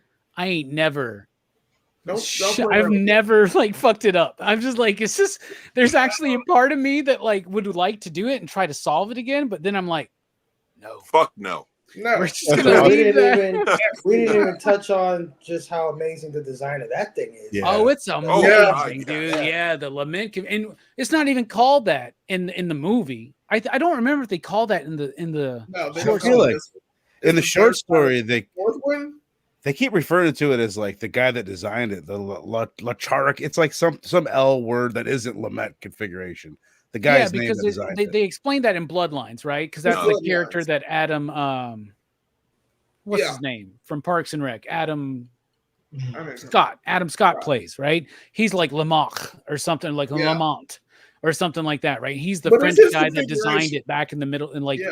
the Renaissance era, the 1700s or something like that. Yeah. All Um, horror fans wanted to get their hands on that box, a replica of something of it. Yeah. We So had kinda- one in our store. I didn't touch that motherfucker. But I tell you what, though. But I'll tell you what, we did sell it. We did sell it to one that looked like that hobo in the fridge. Yeah. He's coming there with crickets all over his fucking beard. Yeah. You know, it's scared though. I did not touch that thing. No way, Jose. I do want to get a very expensive version of that does Me- as many of the tricks as possible, right? Hell Like yeah. most of them will just do one thing. Like Yeah. they made a few of the different boxes, right? The That's- one that would come up and do that little thing, and then one that Yeah. would like do this thing, you know, and like Yeah. there is a box that does most of them, but Ugh. it's very expensive I bet. and mechanical. But man, I would love a thing where I could be like, look at this. No, fuck that. Like I would, dude. And it Trust has me. the cheap, Dude, like open it. the cheap The cheap 80s lights. lights come down. I kind of Yes. love that they still have, you know what I mean? That cheesy little effect that With they the, like the still lightning effect around them Yeah. and shit when they get zapped away or when it pops out and all. But no chains with hooks, please. No, we sold it for, I think it was $150. I think we sold it for. Yeah. Yeah.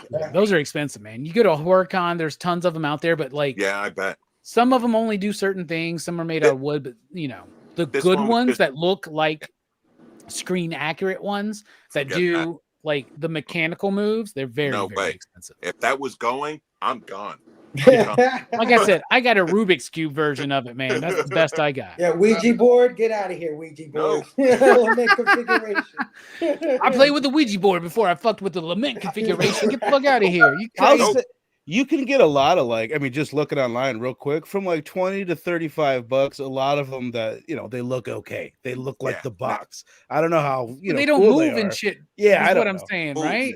Yeah. This I want one moved. that does the moves and like at least like Oh. this one, right? Like that one. Oh, Yeah. that's my favorite one, dude. No. Like a freaking transformer. The Transformers that transform now. Yeah, no. that shit. Like the You touch it, $2,000 Megatron that like Yeah. transforms itself. Oh my and god, shit. a Hellraiser Transformers crossover, Lament configuration. Hell Let's go!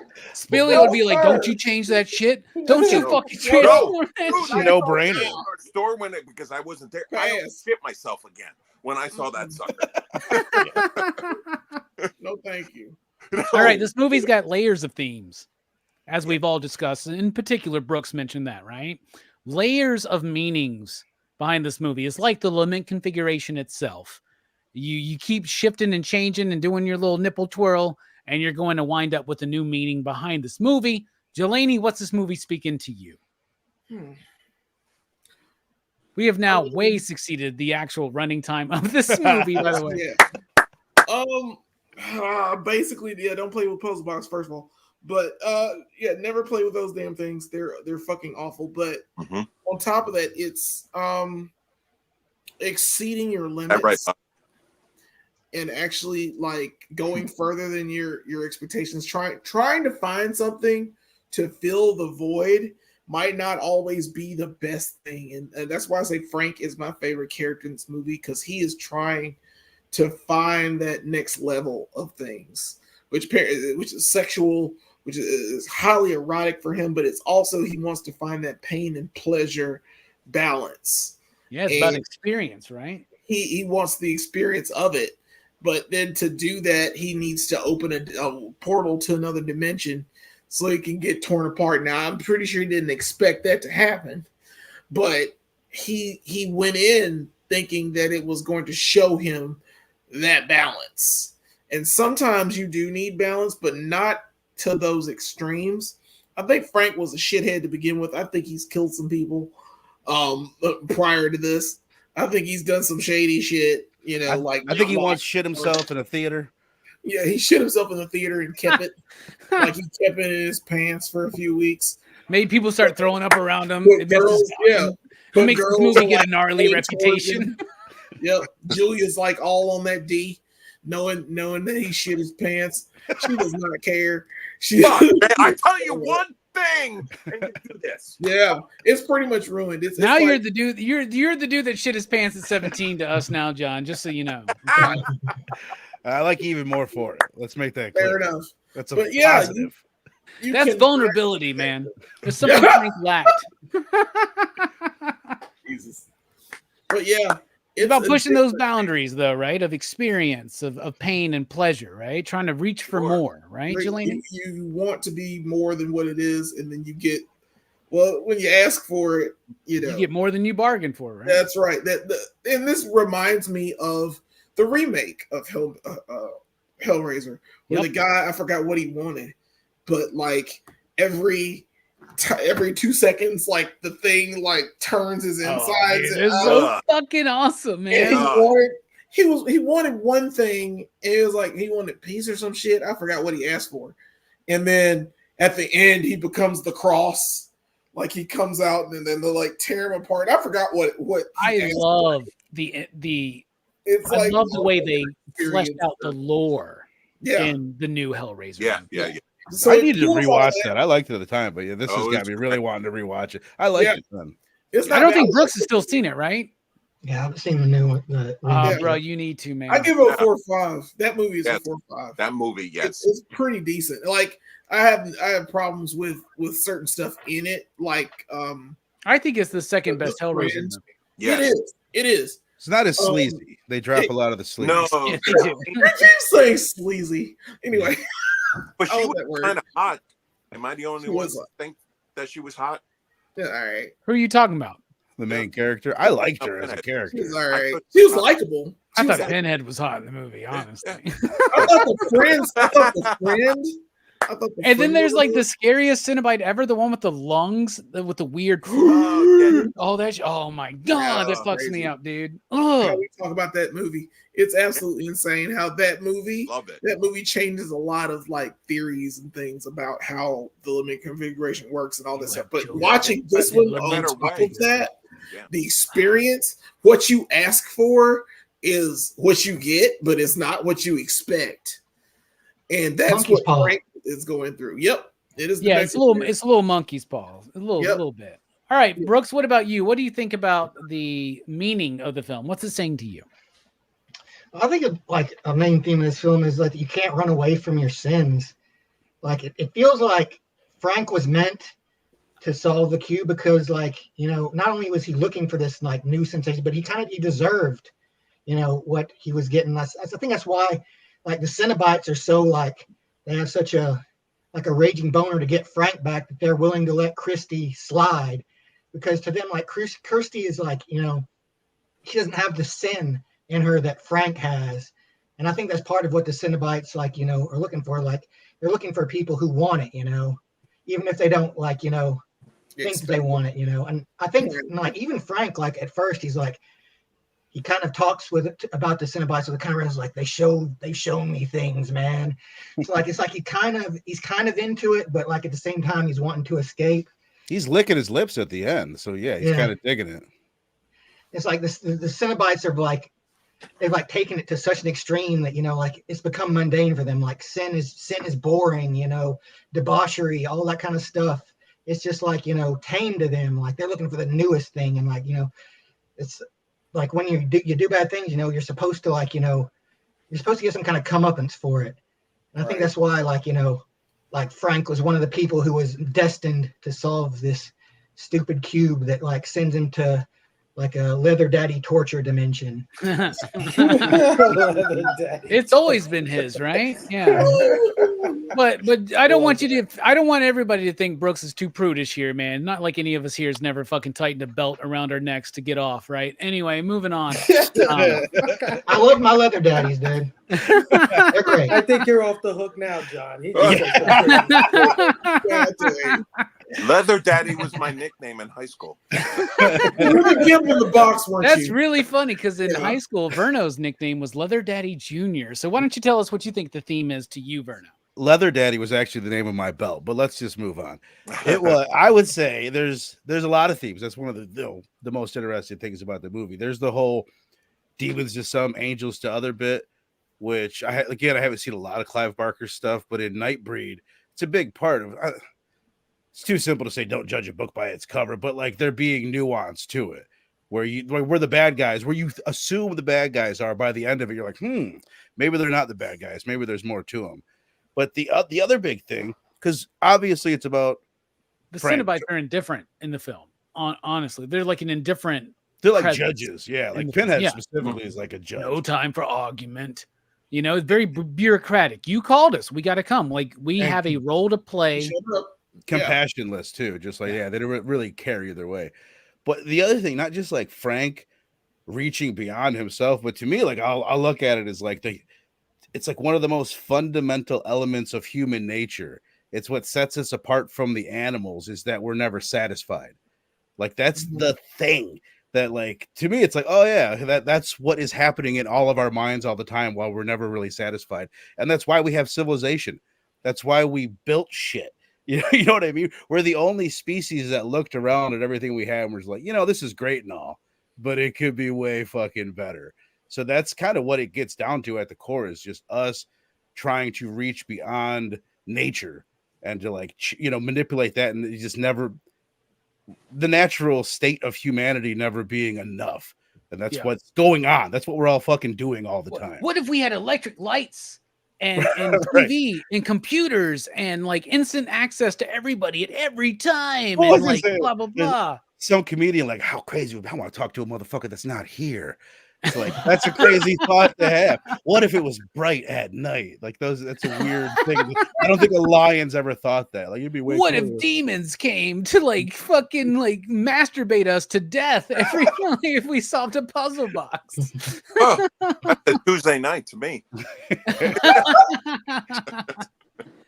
Do I know you guys? Tuesday I don't know nights you at guys. Tuesday nights at John's. But that's What's pretty the much demon- it, other than just like opening up new doors too to other worlds and other parts of yourself Yeah, through means. yeah.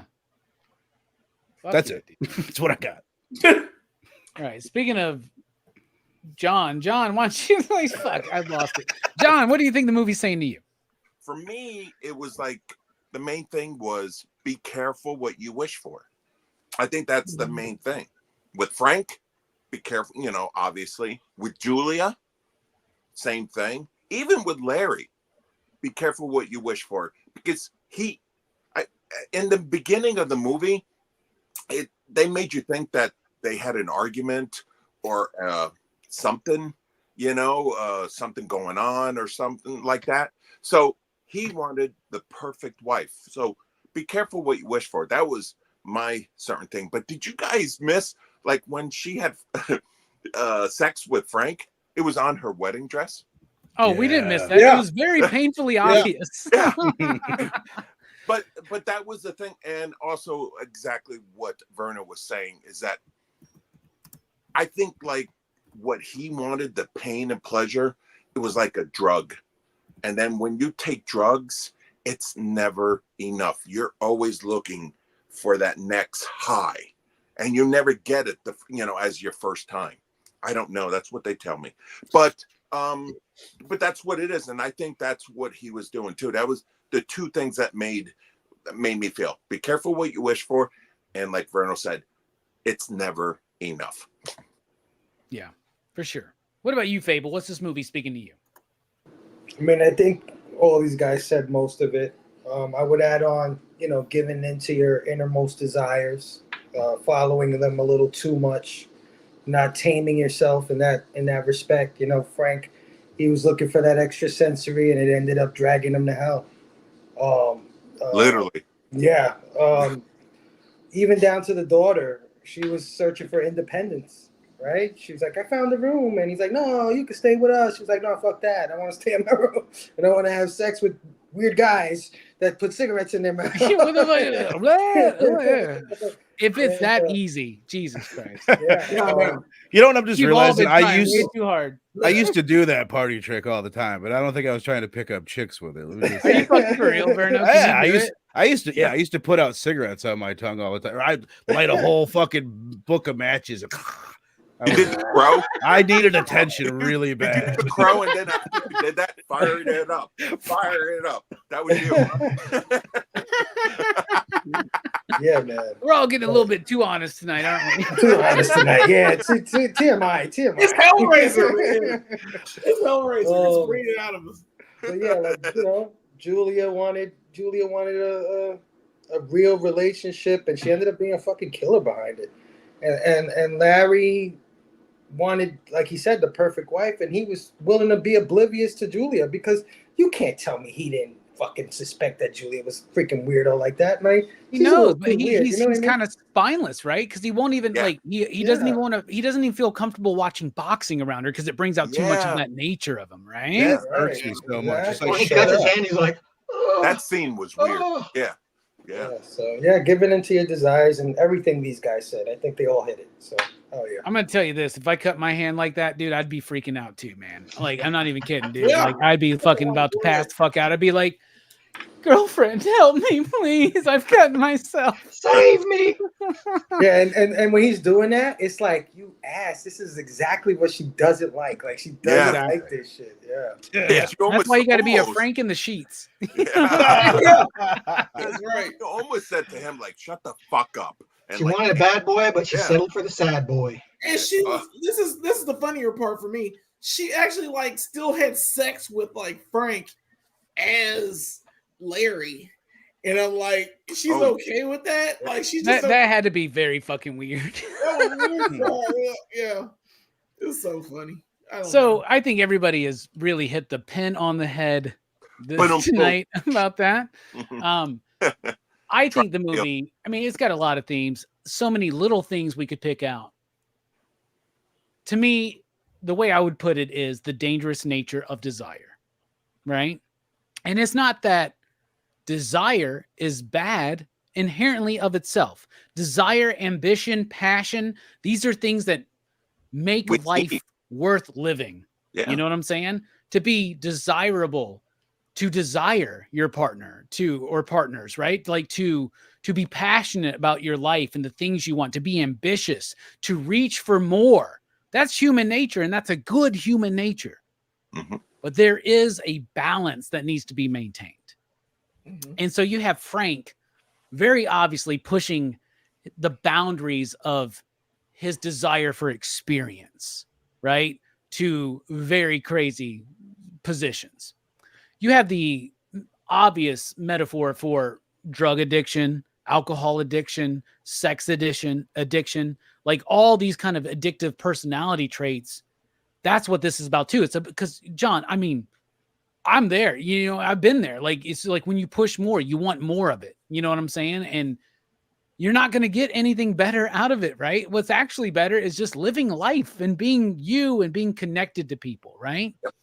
And to being truly connected to people, not just because of what you experience through them, but through actual caring of them. Frank is an uncaring person. Yeah. Julia becomes uncaring to Larry. Larry becomes uncaring to Julia.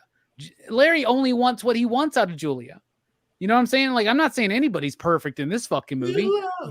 Somebody was talking about Kirsty's striving for independence, right? Like, that's all compiled together here. Larry wants a wife that's beautiful, that he's in love with, but she's obviously the wrong person for him. Right.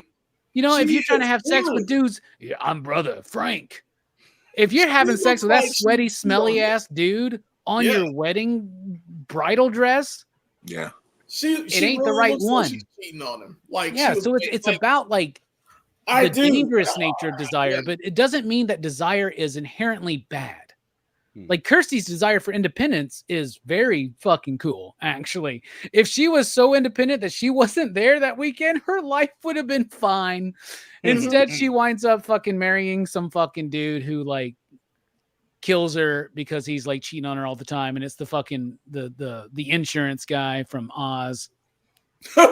Hellseeker is what I'm talking about there. Anyway, but no, that's the point. It's about the dangerous nature of desire, but don't think it means that desire is a dangerous thing.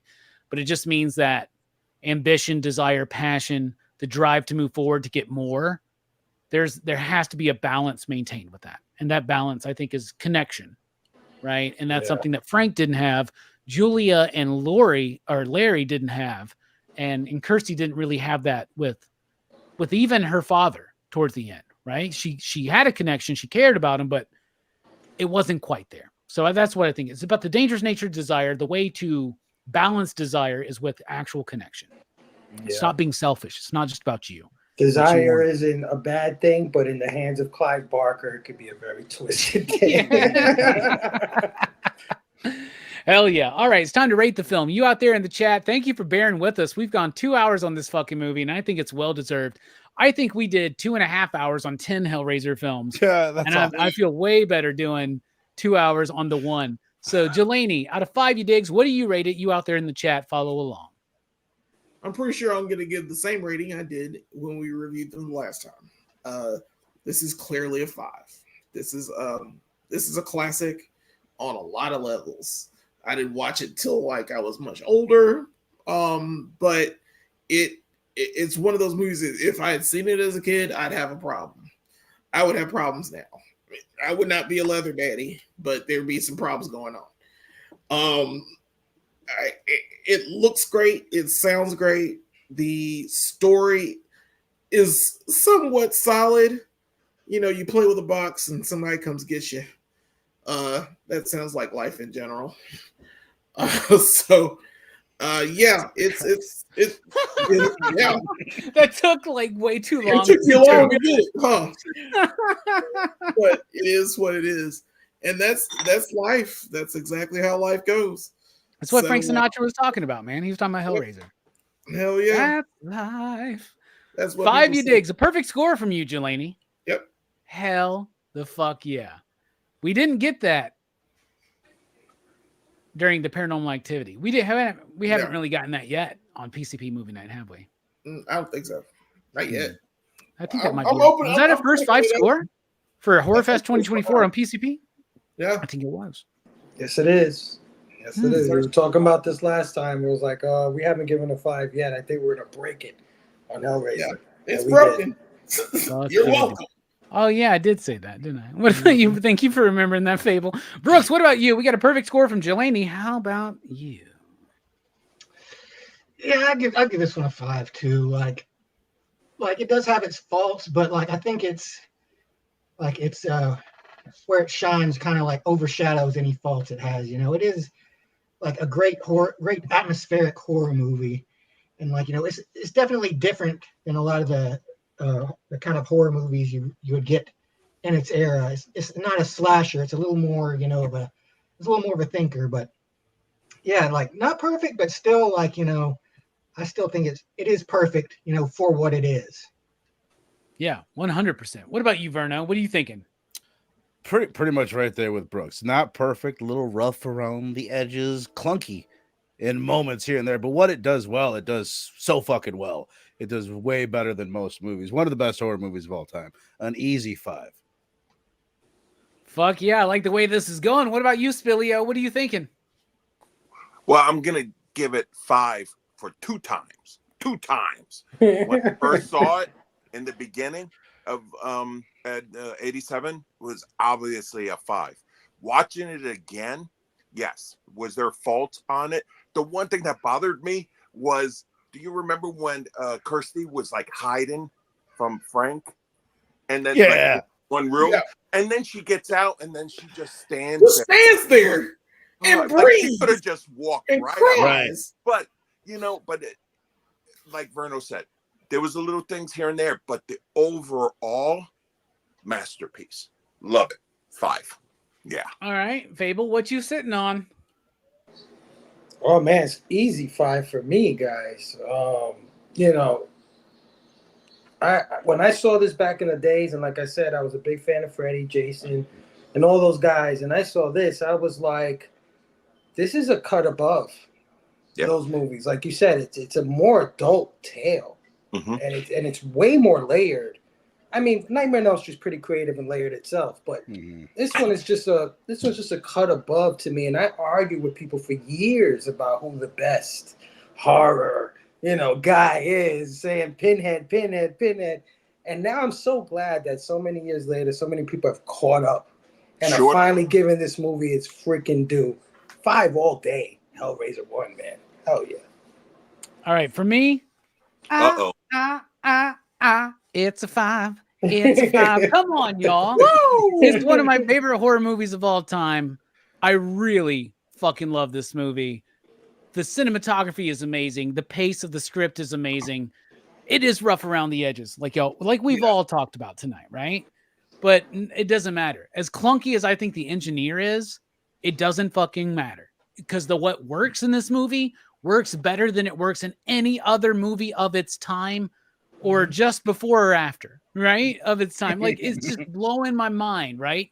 We're in an age where the British censors have softened the British public, and they haven't seen anything since like a Hammer horror film of the 70s, right? Not really. And then they see this, and it blows their fucking mind. And it's allowed to be made, right? It's a viscerally raw version of an idea and a concept from Clive Barker, closest friends of him, people in the crew that become closest friends of him. I cannot wait to meet this motherfucker a month and a half from now, right? Like, I'm like super fucking stoked. Whatever it fucking takes, y'all, we're going to fucking make it happen. And I am just ecstatic over this discussion. Like, we don't usually go for 2 hours discussing one fucking movie, but I think Hellraiser is fucking worth it. It deserves it. And I think it is worth and deserves the first Horrorfest 2024 all around average of 5 you digs. In fact, it's so special. I think we need to make the average 5.66669, dude. Yeah. There you go. Will this be the highest reviewed movie of Horrorfest? Probably. All right. But aside from that, we still got a lot of stuff to cover. The list is immense, and we are just now getting started, y'all. So join us Thursday night as we continue Clive Barker week over at Blood Splatter Chatter as we discuss Candyman, really cool movie. Dylan's Horror Show on Sunday night, Death Machine, a Stephen Norrington movie starring Brad Dourif that I've never seen. So I will be watching it for the first time to discuss it with the crew over at DHS. And then next week, y'all, this movie's not going to have 5s across the board. I feel like Brooks is going to hate it. However, we're going to be talking about The Green Inferno, Eli Roth's tribute to Italian cannibal horror. I still need to see that other one. The Green Inferno. And I will look up where it's streaming at while Jelani lets us know. What's up, man? Thank you so much for being here. What's coming up? Final thoughts. Yeah, Brooks and I do Go Figure reviews, and we got nominated for like a CBC award along with Robbie and Fable and Two Gun and all and Nick and all of us. We're all in this big fun thing going on, and we really enjoy it. I've done a little bit more work as far as shorts go. I started a couple shorts. I've also started some bits. Go Figure bits. They're going to be basically the slideshows for the videos. So if you don't want to watch the review, you go watch the bit. Also, coming this week, we've got, I forgot already. Put up one of them, Robbie. Doesn't matter. You can do Once Was a Man, Cobra Commander. Sure, we did that. That was our SDCC exclusive video. I did that one by myself. It was not bad, but this is Brooks' second online purchase. This is Violent Ken. This is from Jada Toys. It's pretty awesome. Both those figures are pretty decent. If you guys like, share, subscribe, check out the bits, check out our shorts now. We're going to keep doing a little bit more shorts. Hopefully we'll do some goofy shorts where Brooks just plays with toys. Haven't figured out how to do it yet. We're going to do that too. So yeah, check us out. And we're going to have a live stream on September the 12th. September the 12th. I don't know what time, but Suspilio said he'd be on it. So yeah, definitely join us. We'll do that. We're going to do show and tell, basically our show and tell show that we normally do. We'll branch out into other things, but it feels fun to do this. Thank you guys so much for being for allowing us to be in your community station and all the fun stuff. And check out Go Figure Reviews. Yeah, absolutely. Green Inferno is available to rent on Google Play, Amazon Prime Video, Apple TV, Fandango, and YouTube. I don't think it's streaming anywhere right now. Maybe somebody can correct me if I'm wrong. But Green Inferno's worth it, y'all. Be here next week. What about you, Brooks? Thank you for being here. Final thoughts? Well, I'm just hoping that when I watch Green Inferno, like Penna doesn't show up and look at me and be like, "No more tears. The waste of good suffering." One I was saving for the end, but you misquoted it, so I feel good about it. Anyway, Verno, what about you, man? And don't worry, I misquote shit too. So, Verno, what's coming up for you? Thank you for being here. Thank you for having you. Said it, brother. Candyman. We continue the Clive Barker fun over on Blood Splatter Chatter. Talk about the 1992 classic Candyman. Good times. And then I have a quote that we haven't said that just cracks me every time I see it. It's the stupidest one. You want a cookie, little girl? It's like, I love that so much. Fuck yeah. What about you, Spilio? Thank you so much for being here, cracking your Horrorfest cherry tonight. popping it a little bit, not cracking it. I think that's the wrong terminology. Anyway, thank you for being here. What you got coming up, man? Castle's Corner. What do you want to talk about? Final. Yeah, the first time I got 5 people to pop my cherry. At the same time. At the same time. It's a lot of work. And I was drinking too. But no, I do these shorts now like twice a week on the experience called Castle Corner, and I gotta thank everybody, for my annoyance of asking you guys to look at it and share, because I wanted to do well, and so far it is. So I'm very happy, and thank you. So, and Verno, please, if you do need somebody, for Thursday, please give me a call. Okay. All right, brother. I won't answer, but give me a call. Oh, no, give me a call. No, please. I would love to do one, especially when you do the 80s stuff. Because what I love to do is just like this. I've seen Hellraiser, many times before, but I like seeing the comparison of me when I was young and me when I'm a little older. A little bit more wise. A little bit more wise. That's what like half of my show is watching something that I watched when I was a kid and haven't seen in 30 years. So hell yeah. I love seeing it, the different, and I like bringing in the theater aspect. You know what I mean? To see all these horror movies that you guys talk about, I've seen them in the theaters, and to see like how good they were or how bad they were. But anyway, that's me. I'm talking too much, and I have a favorite saying. Stay punished. Hell yeah. You may be wiser nowadays, but you're definitely sexier. What about you, Fable? Speaking of sexier, thank you for being here. Final thoughts, my man. Well, first, I just want to say congratulations to Jelani and Brooks for getting nominated for the CBC Award. It was such a surprise and such a, warmed my heart to see you guys on that ballot. I was like, God damn, hell yeah, PCP, boy. You're killing it. Congratulations, guys. Thank you. I'm a PCP guy. I'm on hiatus as far as my content is concerned, but I'm going to be on Horrorfest here and there. I'm always, my second home is Verno, Blood Splatter Chatter. So definitely check us out there. And yeah, man, love doing PCP. You going to be there for Candyman? Say that again? Are you going to be there for Candyman?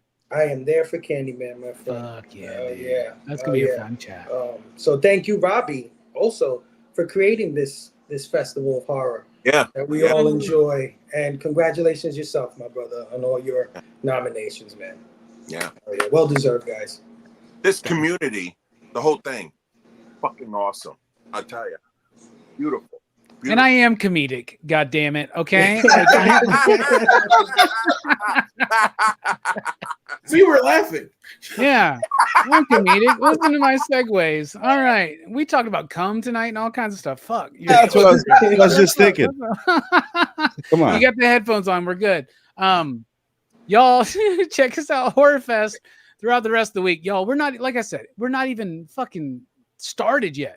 We still got so many movies to talk about, so much bloodiness and transgressiveness, and it continues Thursday night on Candyman. I will be there for that. It continues Sunday night on Dylan's Horror Show with Death Machine. I will be there for that. And next week, Eli Roth's The Green Inferno. I will be here for that. Super awesome. And for my final thoughts, I'm going to quote correctly. If I fuck up the ending, wouldn't that be fucked up if I fuck up the oh, no tears, please. It's a waste of good suffering. 50 Walk kicks off on August 19th